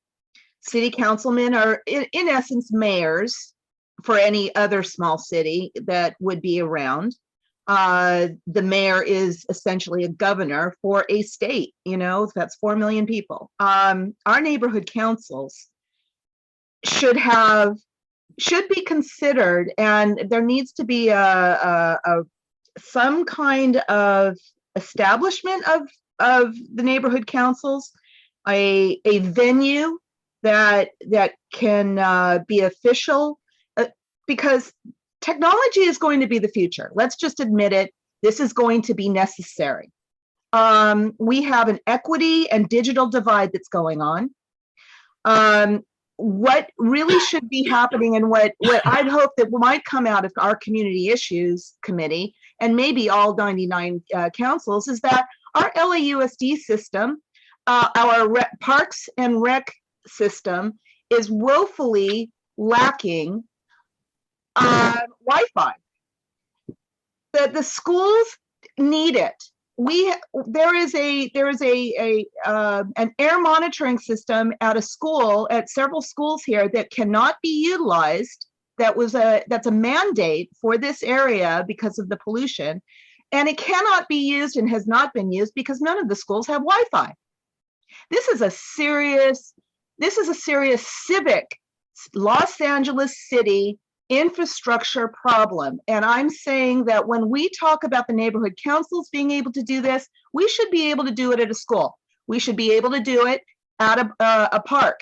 And this should be true all the way through the city. And we should have a system where these connections are available in places where we have a responsibility to give them to our public. So before we discuss any of this about us trying to jerry-rig this, that's what needs to be put in place. You know, we even have a city hall. We have a over at Beacon, we have the original city hall for San Pedro. Can that be used? But really, honestly, we should be discussing that all 99 councils should be able to use the same type of venue and get those places budgeted, and the responsibility that has already been put into place for years needs to be taken care of.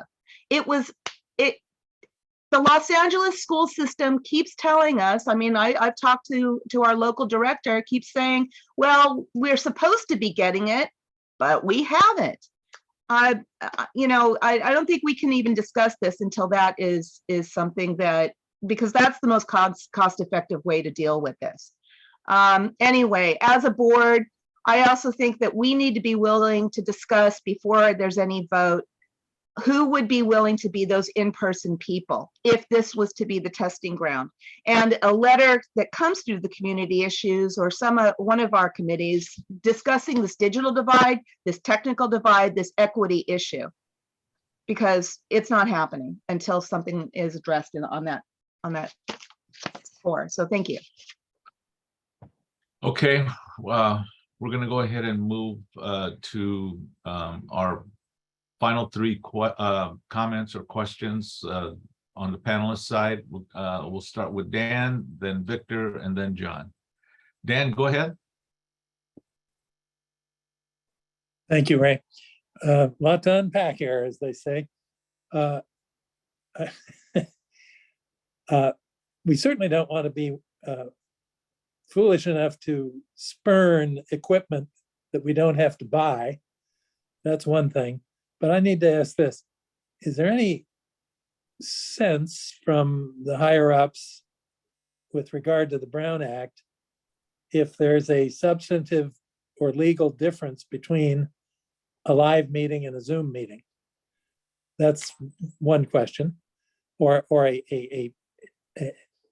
if not Zoom, the thing you're talking about. Is there a difference between those things? Gwen is absolutely right. This country and certainly this city are not prepared for this sea change in public activity. Zoom has been a boon for all of us to get through this mess. And did I hear correctly that when the emergency is declared over in February or whatever, and I don't think there's any absolute guarantee that'll be the case, but if it is declared over, then we have to go back to live meetings? 100% back to live meetings, which we find maddening as a work group, to be perfectly honest. It's completely offensive. Yeah, it is. The public health department and the government in general have scared the living bejeebers out of everybody over this, and rightly so. It's been going on for 2.5, well, it'll be 3 years soon. They have done a great job of scaring us to death. And I would not like to see people who otherwise would participate in this kind of activity put off by having to be forced to be in an uncomfortable public situation with other people. So I think I'm arguing on that basis for this pilot program. But as usual, the people in charge see one road, they see one answer, they see one way. And what the heck have you folks been working on all this time if it's essentially going to be thrown out come the end of the emergency? I just, this smells. Yeah, I mean, you bring up some really excellent points here. I mean, the Wi-Fi issue is very serious. I mean, we're talking about that as a work group. We mentioned that NCs may need multiple hotspots to allow for different physical locations to be able to get connectivity because of the various issues that we have across the city for Wi-Fi, for internet. Some areas of the city do not get the same level of internet connectivity that others do, and we need to be mindful of that. It's super important.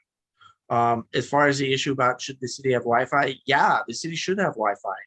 And if we can help use this as a wedge issue to force, you know, the city council and the various departments in charge of this to start making whatever kind of citywide Wi-Fi system that they can to support this, hey, that would be amazing. That would be amazing if we could leverage this to do that.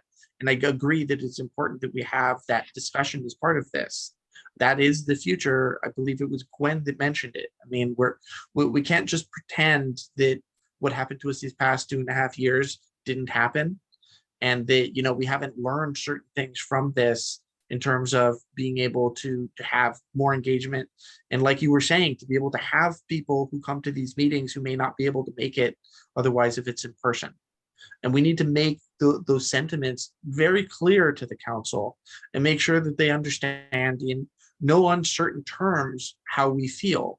And I felt that we were very lucky that the commissioners in the department is allowing the work group to make a presentation on this issue to the council, because we get to present it in the, and just so you know, Commissioner Regalado, we get to present it in the fashion that the work group sees all of this happening, because we understand that the commission and the department will also have their perspectives. They're working with us, but we need to explain, shall we say, that my other co-chair, the emotional side of this and the physical showing up to a meeting side. We need to explain the pain that we all have to endure for when things don't work out right, and we don't have an ideal system.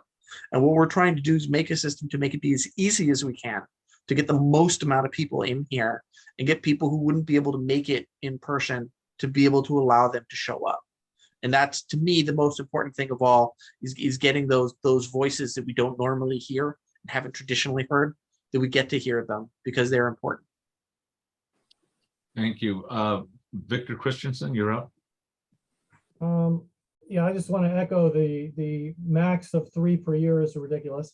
You know, max of 12 per year would be good, or even 13.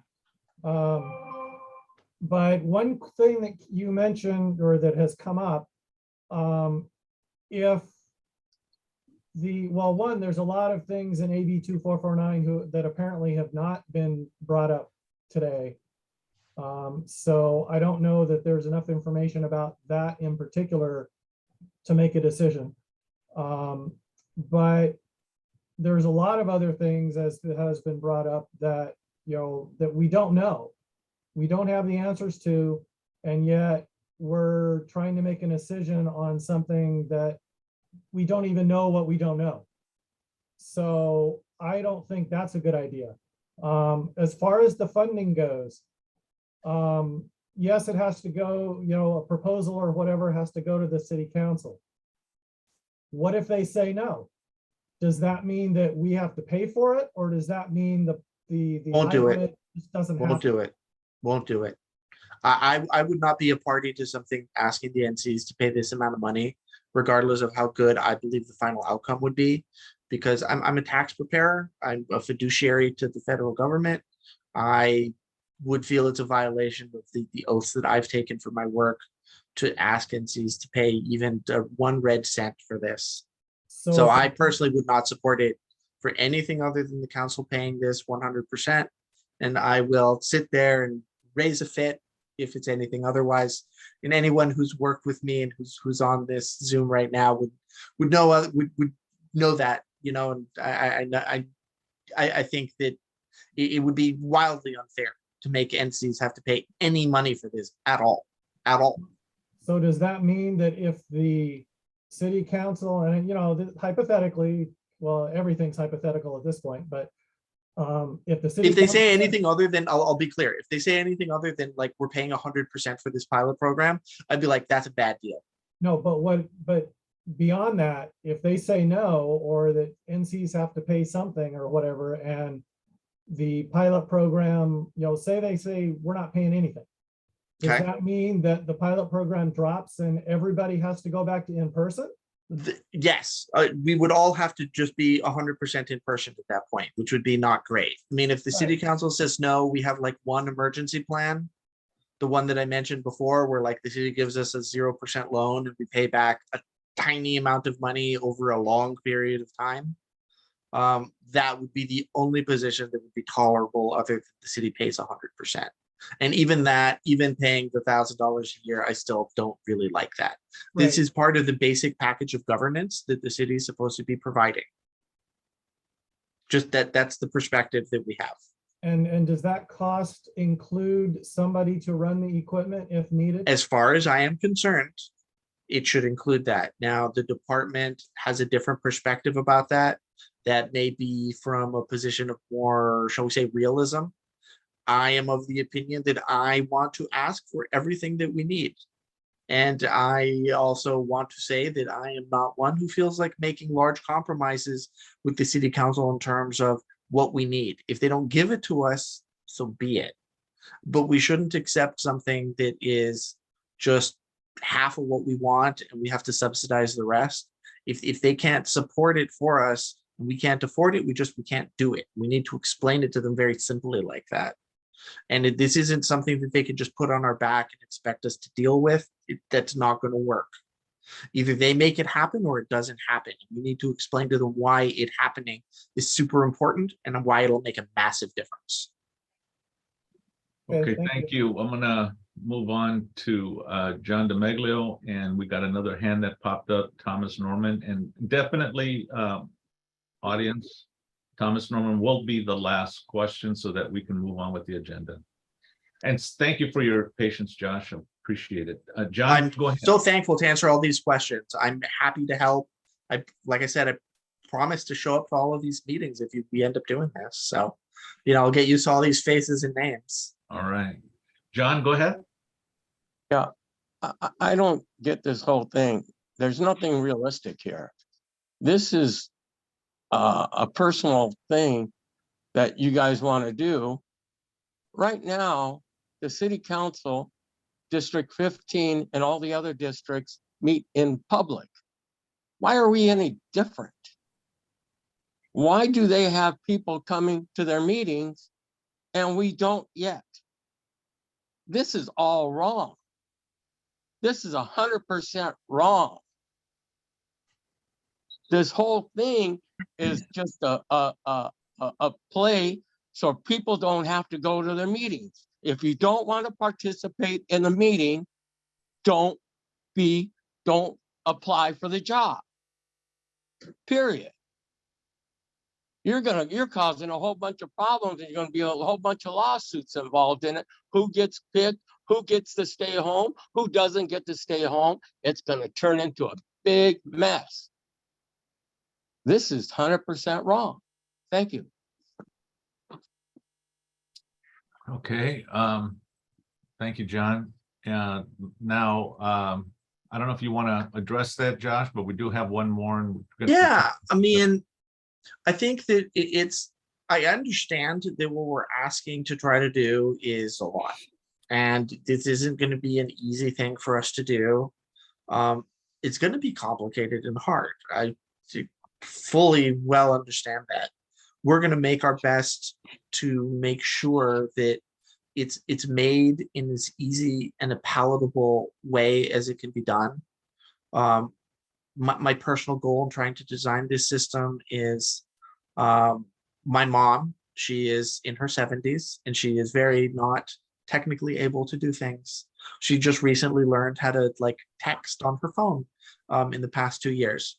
My goal is that if my mom can be able to tune into these meetings, then probably anybody will be able to do it. And that is the perspective that at least I personally am coming from. I want to make sure that we don't leave anybody behind, because part of this is, and people are right, this is the future. Whether it happens now, whether it happens in 5 years, eventually this is going to be the case.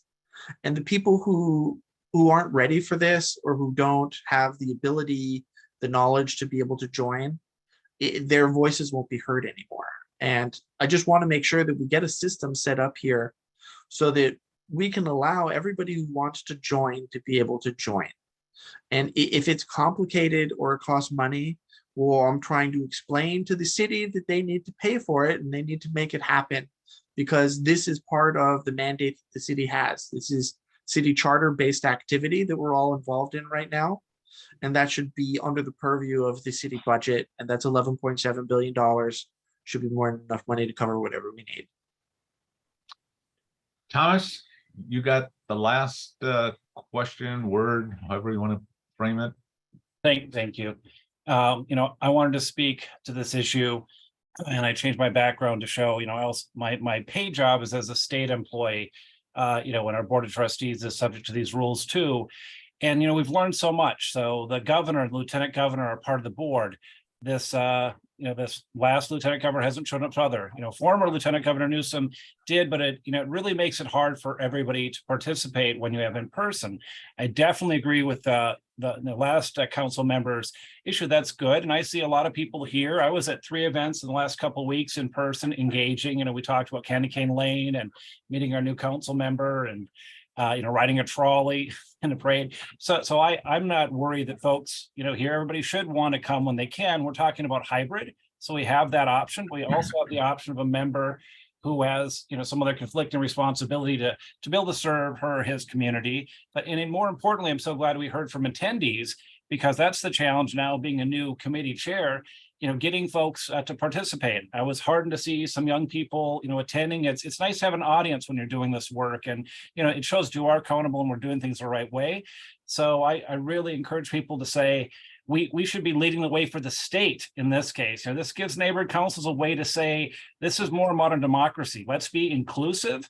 I really wish our youth member would have spoke to this, because they probably thinking like, yeah, of course. I mean, these young people are on Discord, they do stuff in person, they watch video games in person, but they do it online. It's just like we're melding, things in a way that I would really be proud to be part of a neighborhood council that stumbles, doesn't do it exactly right. We listen to the concerns there, but let's at least try to seize this opportunity, because I just feel the engagement, what I've seen in the classroom post-pandemic, the people who used to come and one of the things in education, they've fallen by half, right? People got so used to or spoiled or, whatever, but it's not really spoiled. Some of them have really good reasons to not always be physically present, and trying to engage them, I think, is the right thing. So not really a question for you, and thank you for the time. I know we're over, kind of over our agenda time here, but I'd like to see us move forward. Thank you. Thank you. Josh, I'll give you maybe 30 seconds to wrap up. I just want to thank you all for your time today and all of these wonderful questions. I really appreciate it. I'm trying to make an effort to go to all of these 21 NCs, and everything that I learned from today, I'll make sure to be taking along with me. I really hope that your NC joins this pilot program. I think some of the challenges that you have are ones that the system needs to address. And by having your NC involved, you'll be able to make the whole system stronger for everyone all across the 99 NCs. I can promise that my work group will do its utmost to help all of you and make sure that we have a system that's designed that any board member should be able to help and contribute, and that it shouldn't be a giant burden on your time or on your skill levels or anything like that. We will work as hard as we can. Our emails are always available. You can get my contact information from Melanie or Ray or Doug. And just I hope to see you all again, and that we continue to work on this, and that all the questions and concerns that you have are ones that we use to make the system be the one that we want it to be, and the one that a lot of us have described today. Thank you so much. Thank you, Josh, for being with us. And you're certainly welcome to hang out as long as you'd like. We will have an opportunity to vote on this and a few agenda items down. So you're welcome to hang out. Thank you. All right. Thank you for coming. Oh, thank you. Thank you for inviting me. I really appreciate it. It's so kind of you to have given me so much time and to allow me to answer so many questions today. I really, truly appreciate it. It has made my job for being a co-chair better from having been here today. Thank you. Melanie, you want any words? I just want to say thank you to Josh for, donating his time, taking the time to come here and explain all of this, because this is a challenge. This is really a challenge. And Josh will tell you, I've said, to pull us out of it because we aren't ready to do it. And they gave some good arguments why we are ready, because we would be the neighborhood council that maybe is one of the hardest ones that's going to be able to do this and could fix the problems out the gate before they start bringing all the other neighborhood councils on board. We would be, quote, the guinea pig to help fix some of the problems before they have this problem with several other neighborhood councils. But a happy, well-fed guinea pig who's living in a luxurious guinea pig house. Don't forget those other parts, Melanie. And the other thing that I had been saying all along to the group when we were putting all of this together, if the city council says that they're poor, which they may, that they don't have the money to do this, we need to tell them then, we're under a state emergency. We're under a federal emergency still. There are lots of government grants out there that they need to appoint somebody to tap in on behalf of 99 neighborhood councils. That's what they need to do, and not claim the poorness of not being able to do this. There's lots of money for COVID money out there and COVID relief. Okay, we'll go ahead and leave it at that. Thank you all for your time. Thank you for all the good questions and comments and thoughts on this really important issue. So we're going to go ahead and move. We are going to have a vote on this, by the way, but we have a couple more agenda items that we need to get taken care of, and so I like to move down to agenda item number 6, And this is a discussion and possible action regarding the CIS to support Council File 22-1189.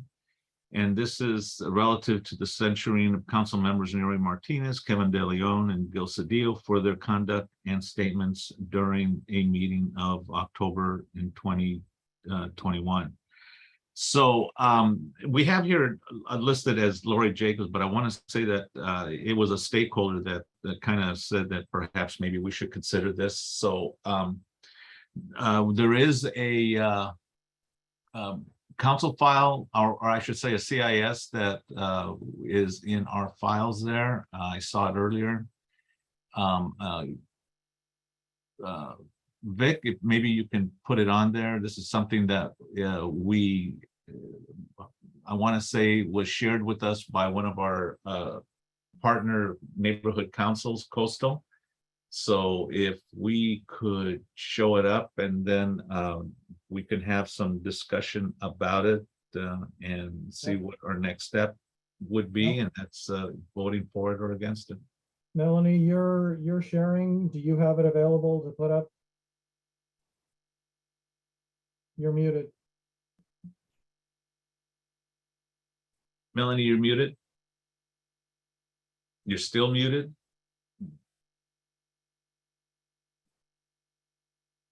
You're muted. I gotta switch screens because it wasn't coming up. There we go. There.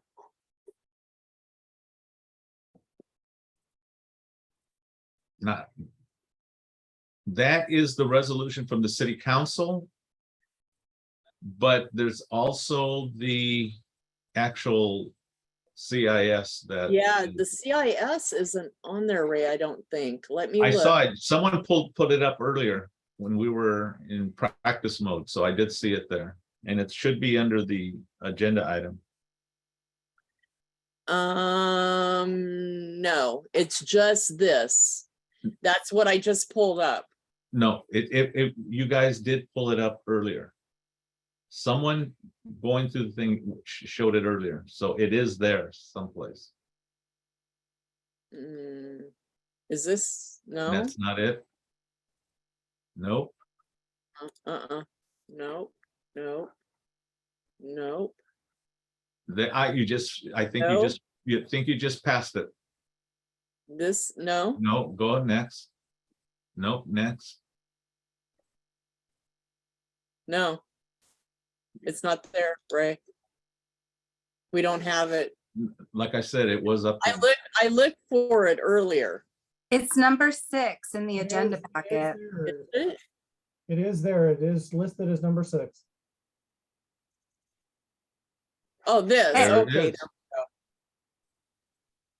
All right, so this is a CIS motion. This is a draft, I will say. It's not, it could be tweaked, adjusted, or whatever. But if this is something that the group would like to pursue, it's there for their consideration. I'll give you a minute to read it, and then we could have some discussion on it. But first, I'd like to get a motion if it's so if there is someone there who would like to put the motion in, and then we need a second. So anyway, I see a hand up by Thomas Norman. Yes, I'll move this motion before our board. Okay. And I'll second, Ray. Seconded by Melanie. Okay, now we can have discussion on this. Thomas, I don't know if you'd like to start off the conversation. I see your hand up, or is it just from the last?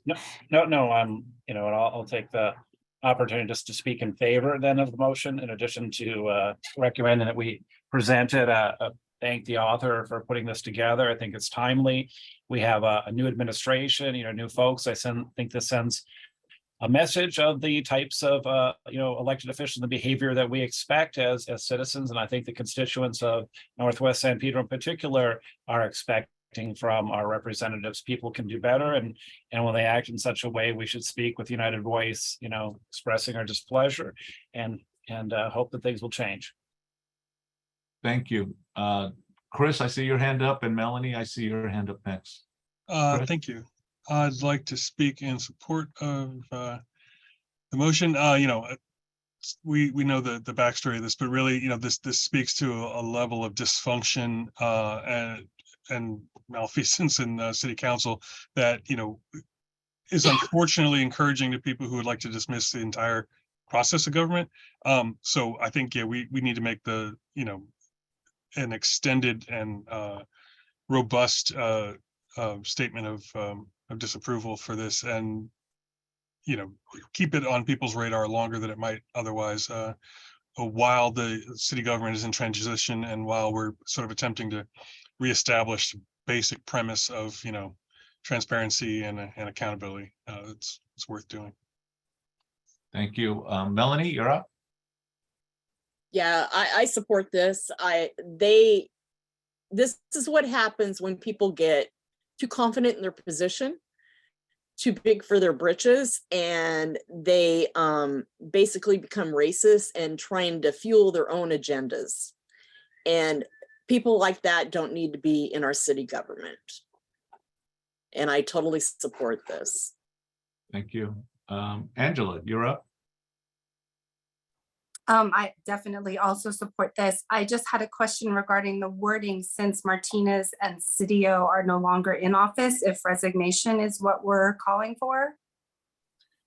Now, I thought when I put this on the agenda, I read it, I looked at it, and I'll be quite honest with you. I like the wording. Mm-hmm. Only because I think we need to be able to let others, let them all know that this is how we feel about all their actions. This is not an individual action. I know Mm-hmm. there's one holdout at this particular point, but this is something that's that occurred through all of them. And I think if we're going to make a statement on one, we need to make the statement on all three. I definitely agree with that. I guess I'm just curious what the best wording to do that might be. If you have a suggested change, I think a friendly motion would be appreciated. If not, I don't have any suggestions. at the okay, no, moment. that's fine. I mean, Just kind of trying to start a dialogue, but I will let you know if I come up with something in the next minute or so. okay. Okay, I see a hand up from one of our attendees, and it's from one of our sister organizations, Doug Everhart from Coastal. Doug? Yeah, by the way, I appreciate the compliment for having written this motion.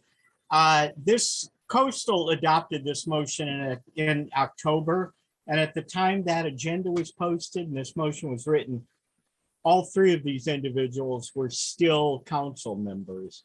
So I'm assuming Nuri Martinez saw our agenda and immediately resigned. So, but I would point out that the easiest way to get to what I think is being suggested by Angela is to go to that last paragraph where it says condemns the actions of council members Martinez, De Leon, and Cedillo, and just change the last sentence to say, and calls upon council member De Leon to resign with immediate effect. Or you could say, if you want to call attention to, say, and calls upon the remaining member of the city council, Kevin De Leon, to resign. How's that? That sounds good to me. Okay, that ought to work for you. If we need a motion to that I'll amendment. edit. I can edit it now if you guys want. Just tell me exactly what to say. Okay, if I can repeat it, it would say, and calls upon the remaining council member. Okay. Whoops, hello. Comma, remaining council member, comma, Huh? Kevin DeLeon, Okay. Comma, Kevin DeLeon. right, comma, lowercase d, Uh-huh. Lowercase, Comma. yeah, Oh. lowercase d. comma, Comma. to To resign resign from his office. There Uh-huh. you go. And then take this out, the effect, immediate effect. Well, no, because you wanted to quit right now. Oh, with immediate effect. Okay. Yeah, not in like 2 years from now. And, Alrighty, and there we if amendments have to come from the board, I'll They do. make the motion if there's a second. Okay, I'll so, second it. okay, so we have, for the amended language, it was, the motion is from Thomas Norman and seconded by Melanie LeBrecq. Any discussion on the changed language? I see no hands. Is there a hand? Oh, yeah, okay. Chris, I see your hand now. I'd like to add, starting at the Neighbor Council condemns the actions of council members Norm Martinez, et cetera, and calls Kevin De Leon and Gil Cedillo, comma, acknowledges the resignations of council members Martinez and Cedillo, comma, and calls upon the remaining council. So I don't know if it needs to be a historical record, but it would, I'm just. did Cedillo actually resign or did he like get termed out? Gil didn't resign. He was voted out. Oh, so he never resigned. Okay. No.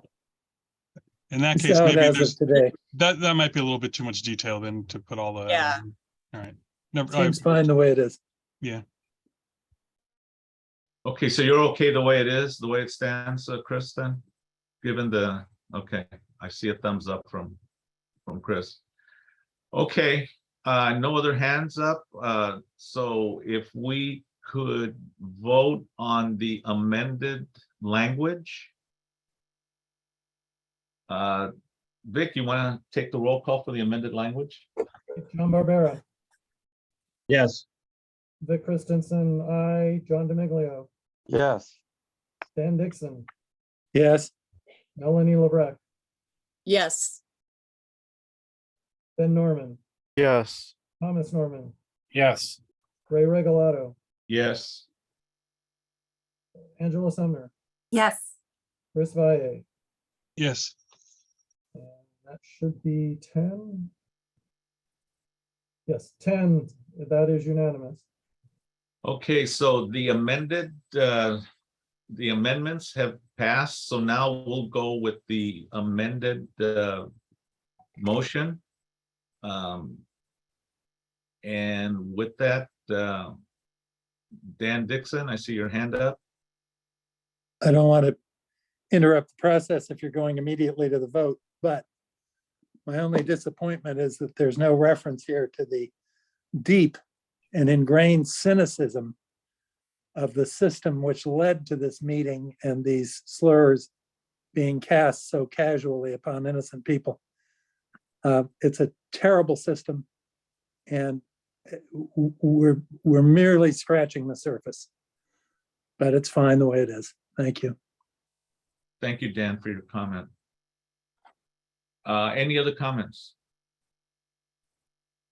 I do not see any other hands popping up. And so with that, I'd like to call for the vote for the motion with its new language. Okay, for the motion as amended, John Barbera, Yes. Vic Christensen, I, John DeMiglio, Yes. Dan Dixon, He's Yes.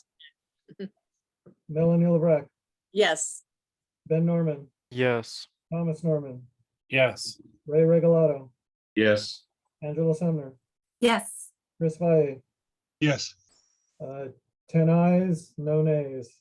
It's unanimous. Okay, very good. Thank you so much for your participation on this motion.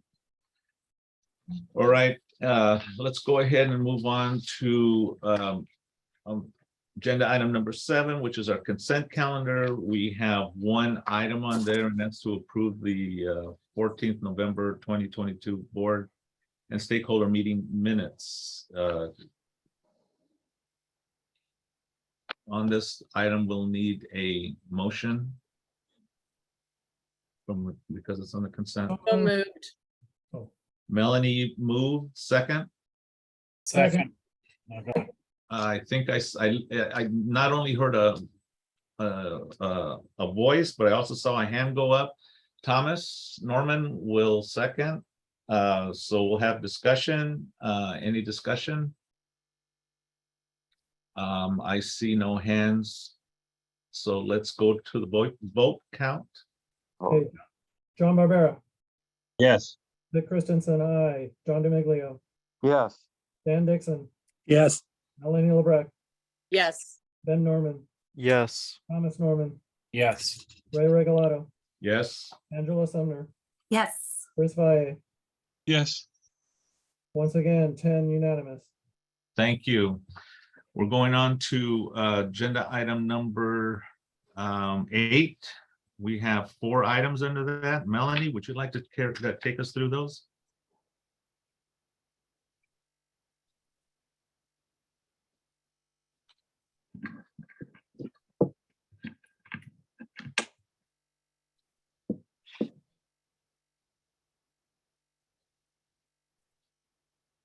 You're muted now. Okay. Our net available is $32,393.52. Why it's gone up is we got our rollover funds. Now we have to do the formalities with it. The rollover funds came like 4 days after they received our little letter. So amazing how things like that work. Anyway, we paid out for the Weymouth Corners. We paid the crafts, St. Peter Chamber for the parade, Perry Mailing for the mailing and all that, and delivery of the newsletters, the bulk mailing fees, Epperhart Communications. We're still waiting on the invoice for the printing. Yeah, so that's where we're at. So this is out of committee, so any discussion? If not, call for the vote. Thomas? Aye. John Barbera? Aye. Vic? Aye.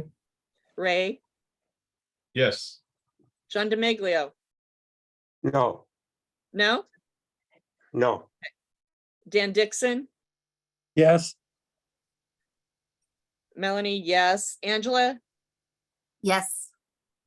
And Ben? Oh, wait, Ben can't vote. That's right. Sorry. So the next item is the budget. I can Budget. actually vote on that. Huh? Said I can actually vote on that. Oh, you can vote. I'm sorry. Chris? Yes. That's right. You did the funding. So budget is $32,393.52. What I did was here on the budget is I plugged in the rollover funds into the unallocated outreach rollover funds. So this is out of committee. Any discussion? So call for the vote. Thomas? Yes. John Barbera? Yes. Vic? Aye. Ray? Yes. John DeMiglio? Yes. Dan Dixon? Yes. Craig, or excuse me, Melanie and Angela? Yes. Chris Valle? Yes. Okay. So next item we have to do, because we got the rollover funds, we have to approve our fiscal year budget over again with rollover funds for the city clerk's office.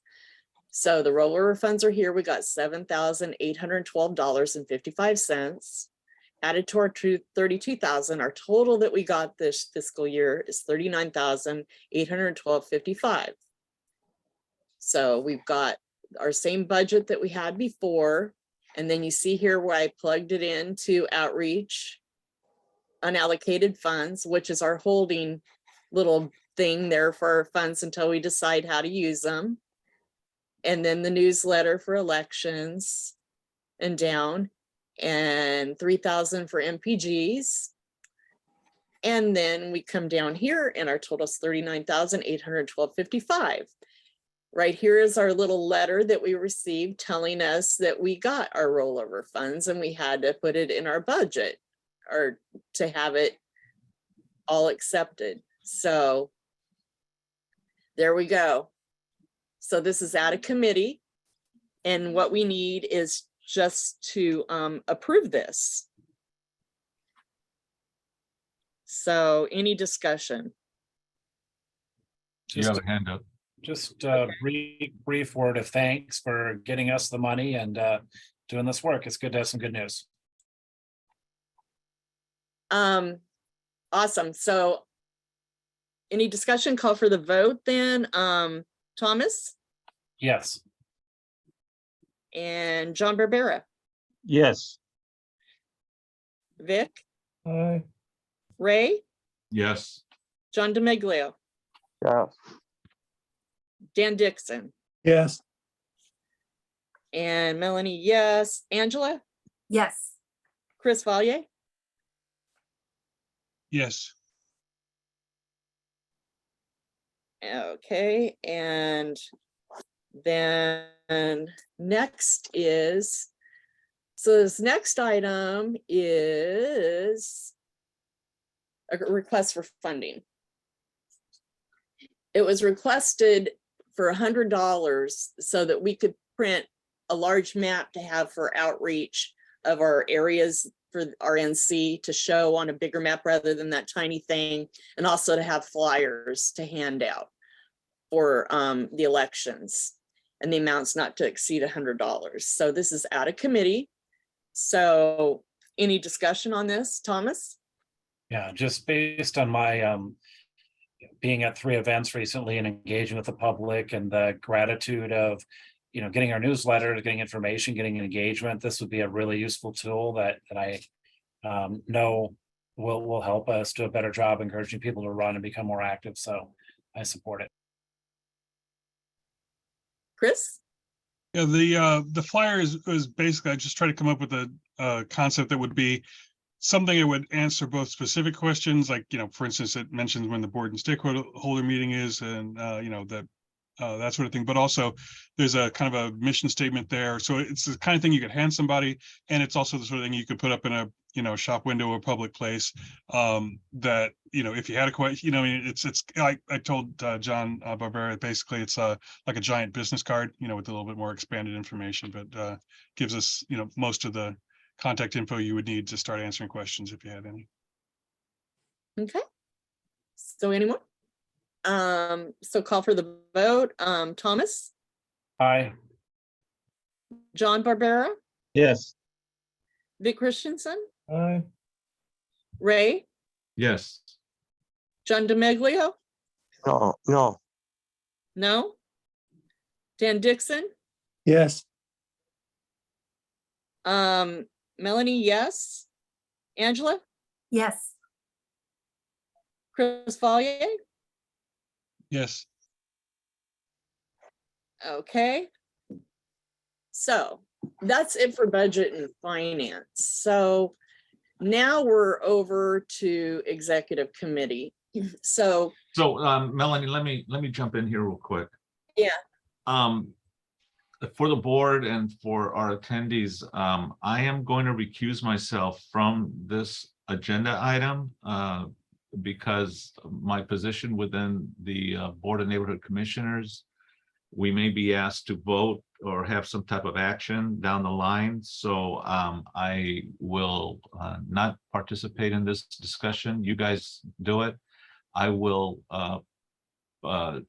close my video and also mute myself so that there's no violation of recusal, and I'll jump in when we're through with this item. Thank you. Thank you, Ray. So this item is for us to vote on whether or not we want to be part of the pilot program and accept our neighborhood council being one of the 14 that is part of this program. So what I'll do is ask for a motion and then a second on this. So moved. I second. Who second? Me. Ben? I'm me. Melanie, I could not hear who the mover and second was. The move was Chris Vallier and the second was Ben Norman. Thank you. Okay, so now that we've had those out of the way, any discussion on this? Thomas? Yeah, I appreciate the information we've received today. I appreciate all the views shared by folks, and do hope we can move forward and try to pioneer and lead our city and even greater maybe our state forward and in better ways to serve our community. Chris? Yeah, I'd like to speak in support of this motion. One, in a pragmatic sense, if we have the opportunity to start learning the ins and outs of this immediately, if we have the opportunity to get the hardware first and work the kinks out, and if we are a installation case where our problems will help solve other people's problems later, problems that we will ultimately have to face whether we wait to do it or not, then I think getting started now is great. And then in terms of the concept, it is, I think, as Thomas mentioned, it's kind of a leadership opportunity. This is the future. Like it's one thing to say that we're going to wait and let somebody else solve all the problems, but then you're stuck with their solutions, right? And so we're going to have problems with it at some point when the rubber hits the road. So if it starts now, we can learn. I think it's a great opportunity for Northwest to continue doing, I think, what it has done very well in the past, which is to kind of take things on and to demonstrate that we'll stick our necks out a little bit and try a little harder, and then hopefully get a more substantial result when this thing finally does roll out sooner than later. And I agree with what Chris said. And we have to, we are the future, and Northwest has always been the example. And I think this is where they're looking at us to be an example again. And remember, they will not even do this hybrid program unless they get full funding of it for the 14 pilot programs. And if they go in person and all of a sudden they say we have to go in person, those that are in the pilot program get to stay hybrid. Everybody else will have to go in person. So that's kind of a protection for us too, to kind of be part of this program. So let's see, Dan? Yeah, I was concerned about the guinea pig part, and I agree with John Meglio that we do have to face reality and get back to work in person. However, this is, in listening to the discussion, this goes beyond just the issue of the Brown Act and public versus Zoom meetings and that sort of thing.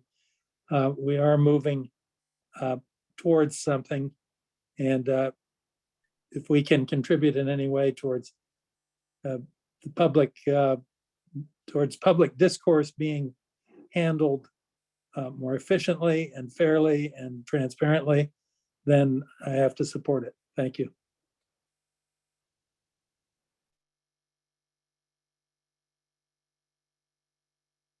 Vic? During the period of the pilot program, do the rules that are involved with AB 2449 take effect? Yeah, as long as what's in effect right now will be what we have to govern by, unless they change them. They're hoping that by the time the pilot program gets going, that they've got a lot of conversation going on with the Senate to try and get it changed to comply with the way that we need it to have for neighborhood councils, because this is more for city council, not for neighborhood councils. And that's what they're trying to do, is get some wording in there changed a little bit. And when does once all these votes for all the candidate NCs take place, when does the pilot program officially start? Not until all of these other things, the funding has happened, the AB thing is cleared up, all of that. And also we get the go ahead. Oh, All so those things have to fall into line. So we don't know. So the AB changes would have to be covered before it starts? Yeah, hopefully. Not necessarily, but hopefully that change would happen. The funding is the major thing. I understand. No funding, no pilot program. If there is no funding, there is no pilot program. And we all go to meet in person when they tell us the emergency is gone. But there's still the max of 3 per year, which could affect things, as well as the funding. Yep. The funding won't be an issue because we will not do this pilot program if there is no funding. It will not happen. Do you know what the current time frame is for these things to be decided? No. I've got another meeting coming up this Thursday, and one of the things we're discussing is when it's going to city council, when they're presenting to city council. So I may know some more then. Okay, thank you. Angela, and then Ben. First, I want to say, Melanie, thank you for all the work that you've put into this. I know it's been a big commitment for you. I just wanted to say that the one factor that really gets my support for this is the ability for our stakeholders who might not otherwise be able to attend meetings to participate in the process. So people who have, accessibility issues or time constraints might be more likely to participate in our meetings. And I think that's a good reason to support it. Yep. Ben? Yeah, just like what Angela said, like I think that just being on Zoom allows for a lot more people, especially like youth like me, to want to participate in this. And so I think that this is our best option to agree to this, just because we'll have some little out for everyone. Yeah, it's the best of both worlds, really, because for me, I'm immune compromised. And so on the month that I get my infusion, it's a problem because I'm at my biggest problem. And there are a lot of people that are dealing with medical issues. They're dealing with, age related problems where they can't drive or they can't get somewhere. And I've seen, even at committee meetings, a lot larger turnouts than what have been at our board meetings sometimes, and even at our board meetings. So it's the best of both worlds, really. But anyway, is there anybody in the public that has their hand up? Yes, one attendee does. Gwen. Gwen, go ahead. Hi, I hoped that the members would talk about their who would be willing to be the test pilot attendees for the live meeting. I would be one for as long as my term continues, and hopefully in the election, just know that we'll see what happens, but that would be my intent. But also, I would hope that everyone here would see the greater responsibility in we should be advocates for all the other neighborhood councils in the city as to making sure that that equity is across the board for all member councils. And that we use our voice to put in suggestions and advocate for this. Okay, so what I'm going to do now is call for the vote on this. So Thomas, Yes. John Barbera, Abstain. abstain. Yes. Okay, Vic, Abstain. Ray is recused. John DiMaglio, No. Dan Dixon, Gee, didn't know I could abstain. I said I'd vote yes. I'd vote yes. yes. Yes. You still could. Melanie, I'm abstaining because of my position with the working group. Angela, Yes. Chris Valier, Yes. Ben, Yes. okay, so motion pass. Melanie, I'm sorry to bother you. Can you tell me who I've got one no. And who were the The no was abstentions? John DiMaglio. I got that. Who were the abstentions besides you? Abstention was John Barbera, Victor Christensen, and myself. And Ray recused himself. Got that. Thank you. Alrighty, thanks. Thank you. Alrighty, so Ray, are you there? We are done. Thank you, Melanie, for taking care of that. Okay, we're gonna go ahead and move on to our next agenda item. And that is agenda item number 9.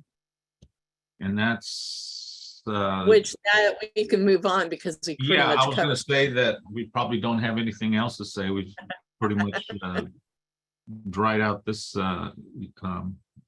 item, so we're gonna move on to number 10. This is President's and Chamber meeting with the Port of Los Angeles. I was in attendance, but Thomas, would you like to maybe just give a quick overview? I'll be quite honest with you, I can't find my notes here. Okay, I'm trying to, I also had Augie come to our committee meetings. Let me recall the differences in the two. I've got that report.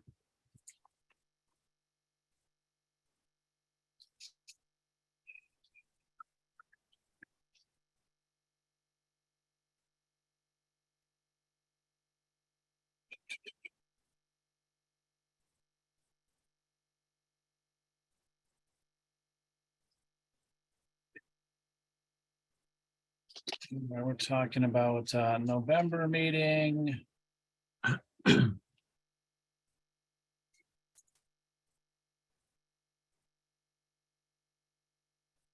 All right, so we got the long-awaited air emissions inventory presentation, and that's in.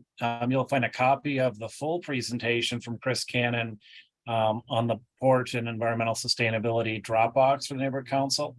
But many of us were interested in seeing this. There's a great delay in when we find out the impact, and no surprise, but the huge number of ships we used to see out of our windows or driving around the coast had a very negative impact on the local air for San Pedro, including Northwest. We got to see very, very high levels in 2021, spiking around September, October for NOx. The amount of emissions, going back to the days before we were taking such control. So basically in 1 year, a lot of the good work that took a decade to do, kind of disappeared. But when they began the mitigation efforts, we're probably aware of having the ships queue and wait outside. Things seem to get better. The SOx emissions didn't go up as dramatically. They did start going up, but we're nowhere near the levels they were in 2005, 2008. So that's probably one thing of interest to a lot of the stakeholders. In overall greenhouse gases, we're up 23%. If we were to look at this from 2005 to 2021, the overall story is good. Diesel particulate matter's down 84%. That's our goal. Nitrous oxide's down 44. That's less than our goal, down 59. Sulfur oxide's down 95%, more than our goal. So, just what it is. I at least appreciated the accountability. And we had a wonderful set of slides about the North Gappy Street beautification phase 2. Location, a little bit about the history and how we're going to see nicer sidewalks and improvements with some great native species, landscape. The things that folks might be most interested in is construction scheduled to begin May 2023, and it's supposed to be done February 2024. And then the other significant presentation was, let's see. The connectivity plan, any highlights would be interested in there. The consultants again showed all the great things going on. I'll cut to the chase. The timeline, public input will be called for around this time frame, so we should be watching for opportunities to speak in winter 2022 through early summer 2023. So I think many of our stakeholders, members here, will want to participate. And the 2 community members are scheduled, one at the beginning of this period, one towards the end. There'll be more work. So those are my main notes, Mr. President, in terms of what was covered at that joint meeting. Great, thank you.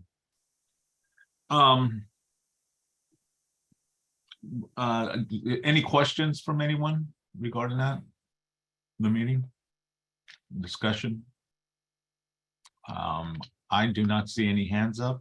So Thomas, thanks a lot for your help on that. I appreciate it. And I think just on a side note, you and I need to have a discussion about a request that was made at your port committee. Maybe I'm jumping ahead a little bit, but I just want to let you know that I'm more than willing and able to, whenever you're ready, to take care of that. Okay. Let's move on to agenda item number 11. These are the port reports. I'm sorry, these are the committee reports. And what I'd like to do, I kind of like to start off, I'm going to use my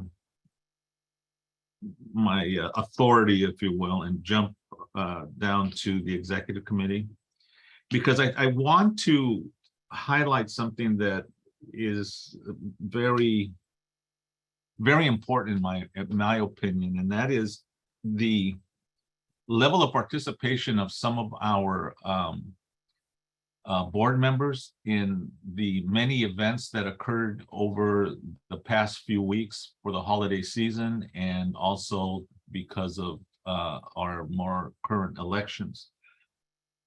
I want to, first of all, let you know that over the course of the last few weeks, there were 3 really good opportunities to show how our neighborhood council gets involved in our community. We had Candy Cane Lane, where the community comes out over on Weymouth Corners and participates in a coming together a community to celebrate the beginning of the holiday season with entertainment and with the ability to have some good food out there because of some of the people who are putting out some their pop-up locations for food, crafts, and things like that. It's really a great opportunity for people to come together.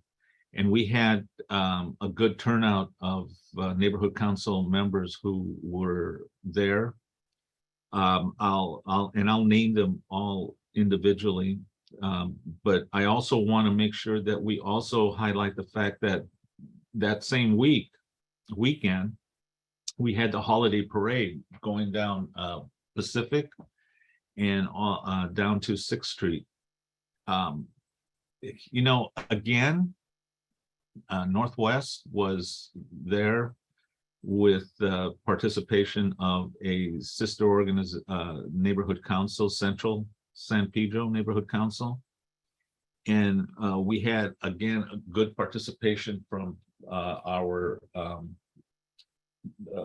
people in our board that was there in force, you know, to show our participation in our community again. And finally, and probably one of the more historic opportunities, and that is the swearing in of Tim McCosker, his ceremony that occurred this past weekend. And I would like to say that we again were there along with other neighborhood councils, but we were there with a good group of people staffing our table. And we had some great people coming up and talking to us about our neighborhood council and also talking to us about our upcoming elections. Now, this was a success because of a handful of people from our neighborhood council. And I want to give them acknowledgement and credit for being there on many of these areas. And I'd like to start off by thanking Thomas Norman, Ben Norman, Kelly was there, Angela, David Samperio, Gwen. Let me see. I think that was. Oh, and also I'd like to say Abigail. I think she was there also, right? At the thing with Tim McCosker. Yeah. And really appreciate the turnout. And I would like to take the opportunity to thank John Barbera, because he went out and really hustled up the people to come out and show up. He really put a lot of effort into making sure that he got people to show up and be there. It was a very good opportunity to show the community just how engaged we are as a neighborhood council. And it also gave the opportunity for people to actually ask questions about it. I want to make sure that we highlight the fact that we are in a very critical phase of our neighborhood council right now, because we're engaged in looking for people who might be interested in joining our neighborhood council by maybe applying for the seats that are up for election. So it was great outreach, great opportunity. You know, I want to make sure that I give credit to the fact that we had a big map there so people can actually see our area, see where our open seats are. And we had flyers to pass out. And I also want to make sure that we had our newsletter out there on these events. And our newsletters are really important because it has a lot of election information. It has a lot of information about our neighborhood council. We have good input and articles in that thing. And again, I'd like to thank John for heading out there and picking up our extra, that overage on printing, so that we can actually hand these things out and put them out in places where people can pick them up. And I was actually at a local coffee house recently, and I saw our neighborhood council newsletters out there, and I was watching people actually picking it up and reading it there while they were drinking their coffee and having their muffins and things like that. So these opportunities are so important, and it shows just how engaged and involved we are. So I want to really make sure that I thank every single one of you for being there. It shows that level of commitment that you know, would be great to mirror. And so thank you all. John Barbera, thank you for all your hard work. I really want to, give you some applause out there for what you've done and what you're all doing. Thank you so much for that.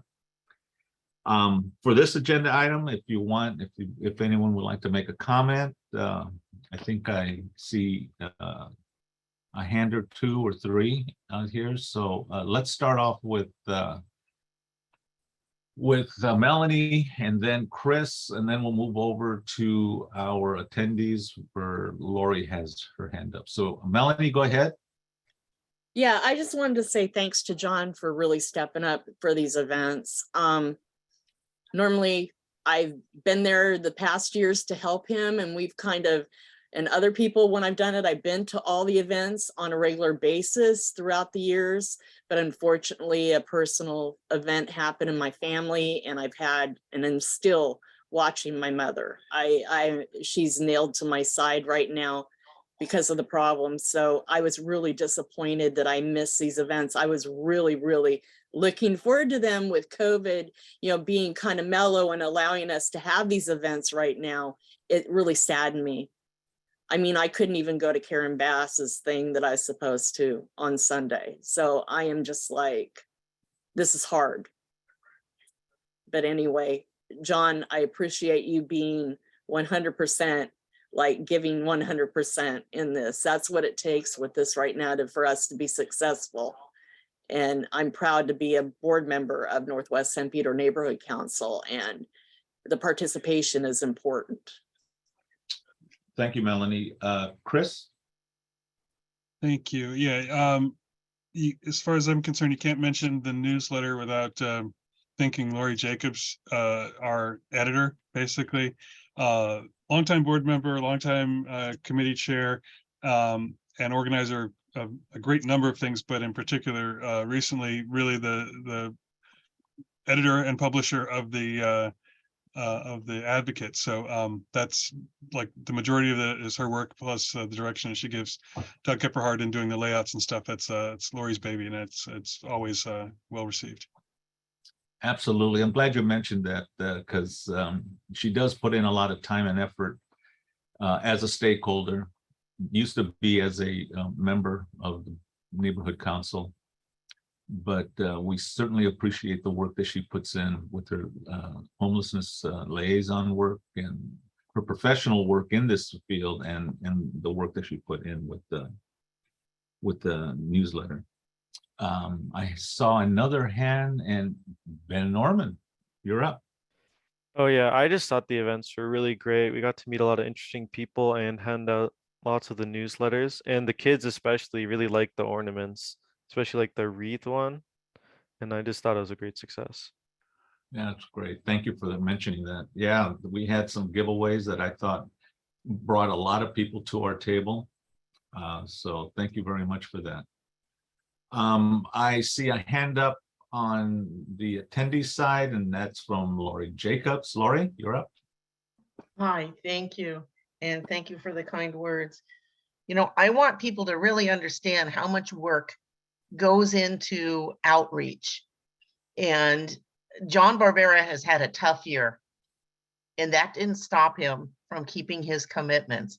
And Ray has been out in the community engaging at various levels. These two people are stellar representatives of our neighborhood council. And whenever I hear a couple of board members badmouth and say that we're not doing outreach, and these are the people we don't see at any outreach events, it really upsets me, because I see people dealing with hardships, myself included, okay? And it doesn't stop us from doing the work that we were assigned or we volunteered to do. John Barbera, you are amazing. And I just can't thank him enough for, I was in a tough spot. He just picked up everything. He is on 5 committees. Nobody else does the kind of work that he does for our board. And I was very heartwarmed to see how many people came to the parade, how many people went to Candy Cane Lane, and even to Tim's event. And some people thought I wasn't in the parade, but I was. So I'm sorry too that due to health reasons I couldn't be there, but I'm so proud of this neighborhood council and how much engagement we have. I believe they got 28 email addresses at Candy Cane Lane. That's just awesome. We are reaching the community. So everybody really needs to appreciate these hardworking people and continue the great work. I'm very proud of you all. Thank you. I see a couple of hands that popped up, John and then Thomas. I gotta say that I gotta thank everybody that that really, you know, came aboard with me and helped out, and they all did a great job. You know, Chris, the last minute doing the letter, you know, and then we made this, got the, you know, the okay to do this and spend at least the money that we got for it. You know, it's a team. To me, it's a team effort. And you know what? If we want to make this community better and we want to make the stakeholders happy and make them proud of us, we need to stick together. We can't be separated. And it's only, look, in basketball, football, a team wins, not one individual. So I got to thank everybody, Thomas, Angela, Ben, Ray, Abby, Melanie, you know, doing the paperwork, getting the monies out there to get us presented. Chris Valle, you know, everybody on the youth team and even on the council, those that help. Thank you. And, you know, we just got to keep going. Let's go on to the next thing. And, you know, Gwen Henry, you know, brought us things for the candy cane lane. So everybody, and Lori, thank you for being a mentor. You know, I appreciate everything you've taught me, and I'm learning from Ray and Chris and everybody else, Melanie. It's great. And that just makes me happy to be part of this community. So thank you guys. Thomas. Yeah, I just wanted to focus on the team aspect, and there's still lots of time. Right, I just looked at my fantasy results. Right, there was a football game that ended while we're meeting here, and looks like I'm out of the playoffs because of 4 injuries. Right, and we had injured players, but you know, Northwest is going on. We're doing well. We had injured people contribute where they could. Some people weren't there, but you know, you always have bye weeks. So I'm looking forward to getting to know everybody in this group. I really enjoyed getting to know Dan a little bit better. You know, at some of these things. So, John, you were a rock, and to even see Lori, you know, to actually see in person, though it is my hope that I someday will contribute enough that people would think to put my head on a stick, right? If I couldn't be there. I mean, that also will go down as something unique I haven't seen before. So just, you know, I'm glad to be glad to be part of this team and do what I can when we can. We all have different roles, and I've seen different people step up. You know, the newsletter, Lori deserves a lot of credit. That could be hidden, you know, hidden effort. But it's, you know, really made me proud to see how we were received, especially at the last event. I'd never met the LA Harbor and the LA Harbor Gateway Neighborhood Council. They're really small and struggling. And, you know, I think they had some really good conversations, and our presence hardened them, you know, at least hardened one of the presidents think, you know, this is the way it should be, right? So again, I think sometimes just our quiet example can really have an impact on our great city of Los Angeles. So good job, everybody. Thank you. Thank you so much for all your hard work, all of you. Okay, so let's move back up to the top of the list here in budget and finance. So Melanie, any words on your Basically, our motions are a report. Other than next meeting, we are going to now be doing the MPGs, you know, reviewing the applications as far as what we're going to have as criteria and getting the dates together and all of that. And also expect to see a motion at the next board meeting to increase the amount of MPG funds from 3,000 up to a larger amount. And that's it. And then public safety, that I have to apologize. My CPAB report didn't get done because of everything going on. So I'm going to give a brief oral report because it was a very short meeting. I was there. I go to every CPAB meeting, even though I'm not noticed, I guess, but I'm there at every meeting. And I've only missed one, and Craig Goldfarb attended it in place of me. So, but what they did last meeting was they had 3 different people in the community in the different or four, excuse me, 4 different people in the 4 different communities that they nominated as People in the Community Year of the Year award. And so they awarded Chris Bolnick for San Pedro, Dave Matthews for Harbor Gateway, Helena Smith for Wilmington, and Desiree Sarcoma for Harbor City. Captain McGuire said that we're in 4th place, still all citywide, for being the lowest in crime. There's been an uptick in robberies, and especially around Target.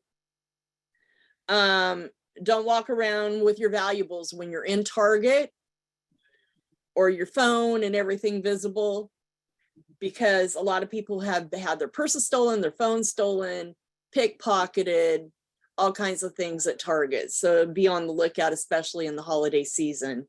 Holiday Hyundai uptick, theft still from the TikTok videos. Property crime is down 20%. Increase in gun violence in the city of LA. Increase in guns in our community. 276 guns were recovered in the streets. Ghost guns, illegally manufactured, 65. Grand theft auto officers were called. When there was a big chase in town, the suspect had a gun and shot multiple times, point blank range, and the guy with the gun was apprehended. Let's see. One of the things they said is when you're calling in, you need to give a full description when you're calling in. Don't downplay it, give detailed description. They need you to come forward and not stay anonymous when you call. So when you call in, leave a number for them to call you back or contact you if they need more information. Don't call in and say, oh, I don't want to leave my number, I don't want to leave my name, because that doesn't help capturing some of these people. And other than that, that is pretty much it. 5 points recovered a gun in an encampment, and it was cleaned up, but they've come back after it was cleaned. So in the Welcome Bridge area, all the copper wire was stolen there. So they're experiencing copper wire pulling now too. So Vic, you got a comment? Just a little more about the don't walk around and stuff, having stuff visible like you were talking about at Target. Especially during this season, the same goes for when you have stuff in your car. Yep. Don't leave anything visible, especially valuables, on the seat or floor of your car or something like that, where somebody can decide that might be a good idea to break your window or break in and steal stuff. Thomas? Yeah, I just wanted to share seeing this happen within the last couple of weeks at our house. So on the copper theft, right? Somebody with a machete hacked at the internet cable connected to the utility pole right in front of our house. And you can see, on the corner of Summerlin, that's a pretty busy road. And when they came to fix it, right, because, Holy Trinity area's internet was out for a while until they fixed this. It's like, well, I got quite a zap, right? He wasn't successful in taking it because there was a live wire that he hit, but that's pretty brazen, right? I don't know how I wasn't home at the time, but I don't know how my wife didn't hear this guy hacking. We looked at the camera footage later and just, laughed. So anyway, I mean, not to have people, alarm, but in terms of the copper theft in our experience, we've seen that happen right outside our door. Chris? Oh, you're muted. Sorry. To speak to your comments about making police reports and that sort of information, I've had a couple of incidents in my neighborhood over the last 6 months or so that have sort of emphasized in my conversations with Senior Lead Officer Ulmer, the conventional wisdom from the law enforcement perspective is that when you give them more to work with, more work will be done on it. So if you say, I saw a guy and he looked shady, that's very difficult for them to follow up on, especially if the person down the street is, showing them security camera footage and a detailed physical description and what direction they were headed and what their vehicle looked like and that sort of stuff. So, despite it sometimes being time consuming and tedious, please, follow through. Don't post things to Facebook. Actually call the police department. And if they don't pick up right away, call back. If it's, if it got your attention once, it should hold your attention long enough to follow up on. And it makes a difference in terms of their workload and their triage. If you give them, crumbs, they're not going to, they're going to have to make a judgment call as to which thing they respond to first. If they're other people are saying, hey, I can give you all this other stuff. And please also encourage your neighbors to do the same, because you will have to have multiple people, for instance, calling in a person or reporting on an incident or whatever. And if you make it more difficult for them to ignore, you may find that your call gets prioritized, because they do have to decide, where the best use of their time is. And they'll work their way down the list, but you don't want to be last on it, Yep. So there was no public safety meeting because of the whole mom thing. Yeah. So anyway, but one thing that I wanted to speak on is on this last Wednesday on Zoom. It's all been on Zoom except for a couple of in-person meetings that I went to for the last 10 weeks. I have been going to the Community Police Academy. And this last Wednesday, I graduated from it. It's a big commitment, but it is quite, I feel, an accomplishment because I learned a lot. And I really recommend that any board member or even stakeholder should consider doing this with the next time they offer it. There is an amazing, amazing wealth of information in it. One of the biggest things that I took away from this was I got to go to Southeast Division and do a simulation that's called What If. It's a what if simulator.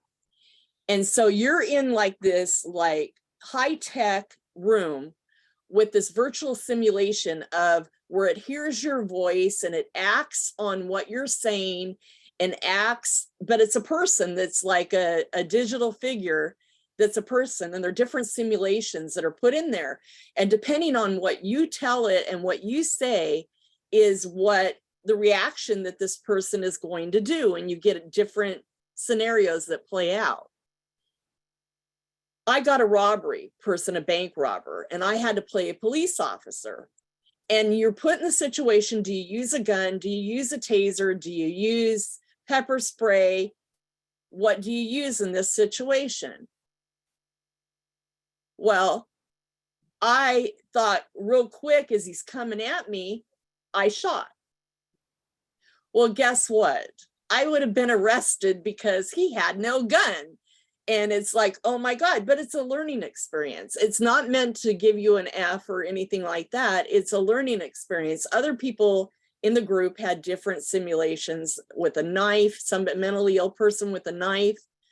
Another one was somebody else that was robbing a store and they went in. Another one was robbing a home and they're going into a home.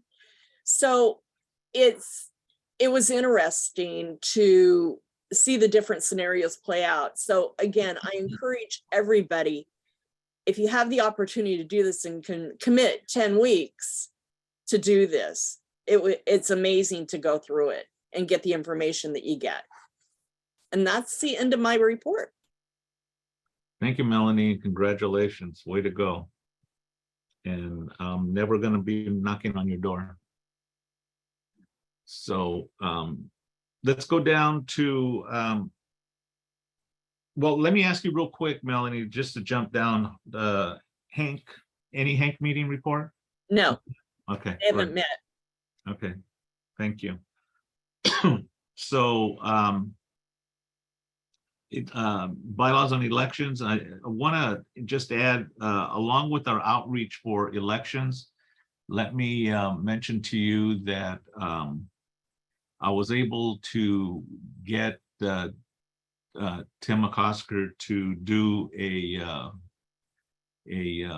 kind of a PSA on our elections, and you can find it on his I think it's like mini podcasts that he does for last week. And he's talking about the importance of the elections and because his whole district that he's in charge of is actually going through the election cycle and including Watts, but Watts starts a little bit later than we do.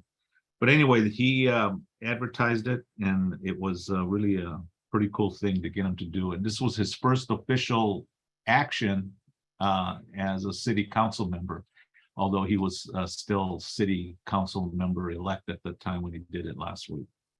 Anyway, that oh, and don't forget, we got the candidate filing period going on from December 2nd through January 17th. So look for those really great people out there for to apply for a position. I see a hand come up, Mr. Christensen.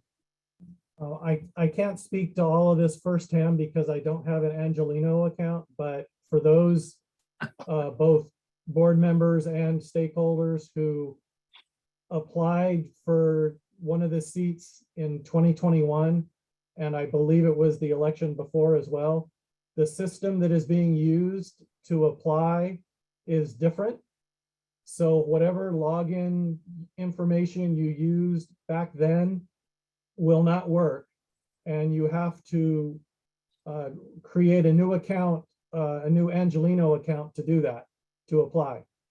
If you already have an Angelino account, I'm told that you have the option of using a different email account for your candidacy application if you want to. You don't, it's not forcing you to tie it to the Angelino account email address. So you can use a different one. You don't have to create a brand new Angelino address just for this if you already have one. If you don't have one, then you do have to create one. But if you already have one, you can use that same account and then go through the filing portal to create your application, and you can use a totally different email account if you want to. That's all. Thank you, Victor. We're going to move on to the next agenda item, and that will be the executive committee report. Well, the result of our executive committee report is actually the agenda that we put together, but I want to just make a quick announcement. I'm not exactly sure if this would be appreciated by the individual I'm going to talk about right now, but I think it's worth mentioning that Cynthia lost her mom recently, so she is not here because of that. So perhaps maybe you all can kind of keep Cynthia in your heart and mind and send some good thoughts out her way. So she won't be with us for about 30 days. She asked for a 30-day so that she can get through the process. So I think it's just worth noting. Send a kind word, think kind thoughts towards Cynthia. Youth and Outreach Committee, Chris? Thank you. As we have covered other points in the meeting this evening, we had a big month. It's one of the bigger months predictably in our calendar. And so there's a unqualified success at Candy Cane Lane despite inclement weather. Great turnout and participation by everybody, again, particularly John Barbera, who's become the backbone of these events, but everybody who attended and brought literally something, whether it was, you know, their energy or like a physical objects or help with the stuff. Everybody who shows up is really what makes it an event. Otherwise, it's just a street with sawhorses on it. So that was great. We had a lot of fun. The holiday parade by the same token. I was not able to attend the CD15 event, but again, John carried that one and got it all together. And so it was, again, very productive month. And with that in mind, and considering that our next meeting would fall on December 26th, we are skipping this December meeting because we had really a lot of hours put in by everybody involved during the month of December. And I think we hit our quota, and we'll be back in the third week of January. And as far as social media update. I don't have specific numbers over the recently because it only allows me to look at, I believe it's up to 60 or 90 days, but engagement on Instagram has increased. I know for sure in the last sort of 2 years that I've been looking at it, we're well over 100% increase. So I think it's somewhere between 650 and 675 in terms of subscribers, and the amount of views and things that we're getting is increasing. So that's becoming a more regular outlet for information. And this month in particular, when we had the newsletter hit, when we had a couple of videos, including highlights from Candy Cane Lane and the parade, the video that Ray and Councilmember McCosker shot, which get published on Instagram, which are copied over to Facebook, and which also will probably end up, at least the ones that are, the ones that are more topical or specific, maybe not, but are as well as our meetings, our longer publications are going to end up on the YouTube channel. We're starting to use that to give us kind of a full 12-month sort of coverage that is highlighted by the release, I believe, of the Advocate, which is going to be, 2 or 3 times a year. But the electronic stuff and the social media stuff allow us to turn the things around real quickly. And I think that as people are learning that there is content there, they're coming back more often. It seems like the engagement and the number of different accounts that we're reaching continues to improve. So I would, again, and in general, ask for any suggestions about that type of stuff that you guys might have, whether it's sending a graphic idea for video. Lori had an idea for a PSA that I think we're going to act on based on her recent experience. So it can be really just a suggestion, but what I'm finding, and I think it's the general trend in social media, is that people like short videos. It's a kind of a commercial for whatever it is you're trying to sell, whether it's an idea or a good piece of information or whatever. So we have the resources to do that, and it seems like we're starting to get some traction. And again, it's another area where I think Northwest can kind of distinguish itself, and it becomes something that hopefully, if people see that we're doing it, makes us look more established, and hopefully they would want to come and participate and be part of that. So that's kind of where we are, and I will check back in January. Thank you, Chris. Planning and land use, Diana? Oh, wait a minute. Hang on, if I could. I see a hand that just popped up. Octaviano. Did you want to make a comment, Octaviano? Yeah, Mr. Chair, can you hear me okay? Yes, we can. All right, awesome. I think the comment would be most appropriate if I share it here. Lori earlier in the meeting expressed a deficiency here in our website with candidate information. I poked around the city clerk's office website and I found it. It's a little tricky to find, but I'll send you all a link. You do have candidates already that have filed, and some have a marking where it says certified. Others say that they're pending. So it's live and it's current. All the candidates running for your neighborhood council board. So there's still a lot of opportunities out there. So just a plug for stakeholders who are still interested to serve. Thank you. Thank you, Octaviano. Now, Diana, planning and land use. Thank you. Given the lateness of the hour, I'll try to be quick here, but I did want to give you a few updates. The hearing for the proposed marketplace at Target still has not been scheduled. I'm not sure why, but it hasn't. We'll let you know when it is. The Starbucks that's proposed on Western, they are still negotiating with the property owners. Once they finish those negotiations, they will then do a traffic study. Once that study is done, then the committee will consider what position to recommend to this board. So there's always a chance that they won't even finish the negotiation. So we'll see. The Rancho Palos Verdes is planning to change their building code in order to encourage multi-use buildings along Western Avenue, most likely retail on the ground floor with residential above. To make it easier to build, they're considering a number of changes such as reduced setbacks, reduced parking requirements, reduced open space requirements, and a streamlined environmental process. This will have to all go through their city council, so there will be some opportunity for public input. But this is how they're planning to meet the requirements for identifying locations for additional housing. The proposed storage facility on Miraflores was approved by the city. It was a little bit unclear as to how the trees that we wanted to save were going to be handled, and I'll be talking to our new councilman about that. There's a lot of construction going on.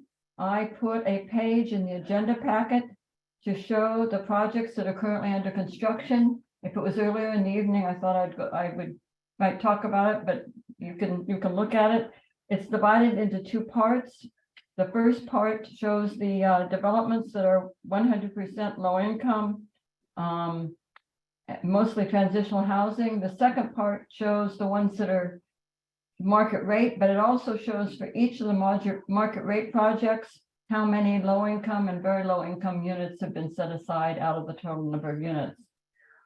In addition to the ones on that list, there are a number of approved projects. Oh, there it is. So those are the ones that are currently under construction.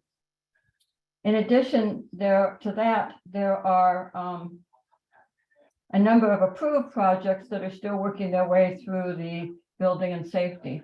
So I would say on this one that's on the board, the Bevo, which was where the grinder was, they just did their groundbreaking this last week. The courthouse, something's holding it up, but it will proceed, and I'm not sure quite what's holding it up. So those are the ones that are actually under construction. Let's see, the port has entered into, if you want to go back to that one you had up just a minute ago, I guess it was Melanie who has this up. The port's entered into a contract. In addition to the Gaffey Street beautification that was mentioned earlier, there's a beautification for the water side of Front Street and Harbor Boulevard. And the construction on that is scheduled to begin in January. So if you're going down Harbor Boulevard, you're going to run into some construction. I put the plans into the agenda packet for tonight's meeting, and I also posted them on the planning page in our website.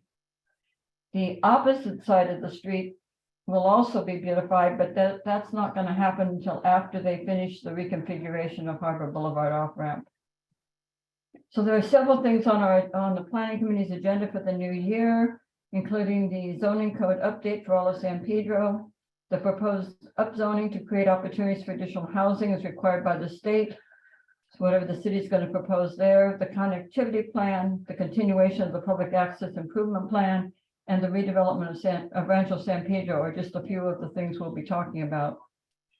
The next meeting of our Northwest Committee is this Wednesday, and the main agenda item is the connectivity plan, which Tom mentioned earlier. There's a draft letter in the agenda packet for Wednesday's meeting, a draft letter of comments on things that we would like to see in the connectivity plan. You might want to take a look at it. If you have any additions, you can either attend the meeting or let me know your thoughts. We'd love to hear them. It will be coming to the board at our January meeting. The next joint meeting is Wednesday, December 28th. And the main agenda item there is going to be an update on Alta-C, where they're doing a lot of build out, which should be very interesting. Thank you. Thank you, Diana. Any comments, questions? I do not see any hands up. So thank you, Diana, for all your work. Let's go ahead and move on to the next item, and that's the Community Issues Committee. And just let me say, I wanted to make a point that when people get in touch with us, we act on it. So I'm glad to find out, and I hope I'm not stealing your thunder here, Dan. But it looks like there's an issue that came up with the dash changing the route in front of down a street that is apparently, according to the letters that we received, kind of too thin or too narrow for these dash buses. And it's creating a kind of a hazard the residents feel. So anyway, the issues committee looks like they volunteered to take a look at that issue. Thank you very much for you guys for doing that. I think it's a good thing when people know that they can get in touch with us and we act on it. Anyway, go ahead, Dan. In addition to the many other hats that he wears, John Barbera was kind enough to run the meeting this month, committee meeting, and he'll catch you up on a couple of items. Thanks, Dan. Yeah, so we talked, we had the overhead lights finally on 8th Street. That thing's been going on since the end of October of last year. And they finally got a company out there, straightened it out. I mean, they replaced lights. Looks like they put new ones on. The cables were stretched, but this time they tied them really good. It's like every other 2-3 lights, and they wrapped them. So now they're nice and everything's working good. So that's done. We talked about the alleyways that need repair, and I had talked to a couple of the people in 311, especially a manager for street repairs. And the discussion I got out of that one was all the alleys have been checked, anywhere from 7 to 8 years ago, 9 years ago.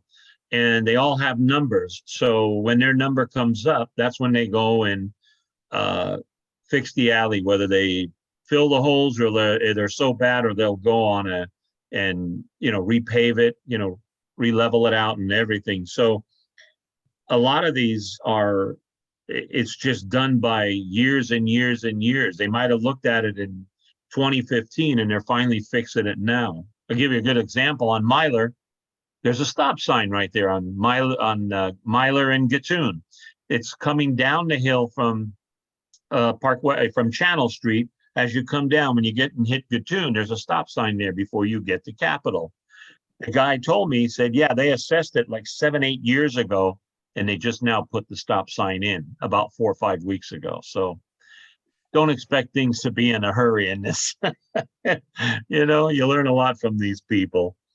And then we're looking into the parking and traffic concerns in San Pedro. Dan and I will probably go out and look at some things. And matter of fact, there's a couple of new things. A gentleman by the name of Tom contacted me and was given to me by, he said one of the ladies told him, and I'm not sure if I think it was Diana Nave, and he was saying he's over there on Park Western, and where the school is right there after Via Sebastian. Well, there's a couple of motorhomes parked out there, and he sees them. There's a few homeless people there, but it blocks traffic a little bit because they're pretty wide and everything. So it's one of the things we're going to look at, maybe Dan and I, here in the next week or so. And then a few other things, that's out in the city. So next meeting is going to be on the 26th, and that is it. I will say we had 16 students attend our meeting on November, and that was a lot of students. It was really nice to see them there. So that's it. Thank you, John. Thank you, Dan. We'll go ahead and move on to the next. Any comments, any questions I should ask? I see no hands, so let's go ahead and move on to Port Environment and Sustainability Committee. Mr. Norman. Thank you. I'll make this a little briefer in that a majority of the discussion I've already shared in terms of update from the Port group. We had, reasonably good attendance. We had four of our members there. And just wanted the group to know, Peter Rothe, who had been a member, had sent a note, saying it was necessary for him to formally resign with regrets. So committee is a little bit smaller for those who are, interested in a new committee or who haven't decided the committees they're on. We did have the largest number of members of the public, so that was heartening. And we did have a guest from the port. Augie came, and then he left after just a little bit, and then he came back at the end. But at least he was there. He did take me up on the invitation to come and let's start a dialogue. So that was probably the highlight of the meeting. There weren't any environmental issues before us, but I did hear, a committee member and stakeholder, Pat, inform us that there will be things to discuss at the meeting next week for December, and I do hope we get a quorum. It's getting tight. I know it's a tough time of year, but I encourage folks to go. The last thing I wanted to talk about is the great work that the former chair of Environment and Sustainability and the co-chair of this committee, Gwen, is doing in terms of the EcoFest. We had a lot of events that are outreach related. This is one where I know we're partnering with public safety. The dates haven't been set, but I really hope we come to either that weekend in April or first or second weekend of May, so we can be planning a wonderful event in Peck Park to help the community know that it's a safe place, get better prepared for emergencies, and better understand the wonderful wildlife that surrounds us. So that's my report for this month. Any questions?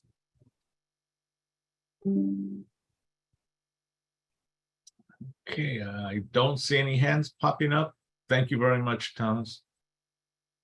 So we're going to move on to next item, and that's the Christensen Science Center Ad Hoc Committee. Vic Christensen, any updates? No, unfortunately, no updates this month. Okay, thank you. Okay, next agenda item will be agenda item number 12, and any liaison reports from either Public Works, Chris, or LADWP, Dan? No. None from Chris? Not tonight. None from Dan? I'm still reading the LA Times latest expose of what's going on at the DWP. We'll talk about it next time. All right, hardly wait. Any comments, questions on that very interesting report on that agenda item? None? Okay, we're moving on. Any announcements for future agenda items? I see no hands. Okay, next one is our second opportunity for general public comment on non-agenda items. Any hands up? I don't see any. We'll move on. Our next meeting, oh Lordy, okay. Octaviano just came in under the wire here. Mr. Rios, you're up. I'm sorry, Mr. Chair. I just wanted to wish everybody a happy holiday and happy new year. I forgot to do that in my report. Well, thank you very much. That's really appreciated. Thank you so much for that. And it was well worth the little side road that we took there for that. Thank you so much for that. And you also have a great holiday. And thank you for supporting us the way you do. And I truly mean that. Thank you. Thank you. Let's see. So our next meeting, which is going to be on January 9th at 6 o'clock. And without objection, I'd like to adjourn this meeting. Happy holidays, everybody. Hey, I guess we can say see you next year. That we can. Thank you all. Happy holidays. Bye, guys. Happy holidays. Happy New Bye. Year. Bye-bye. Good night, everybody. Thank you. Good night, Dan.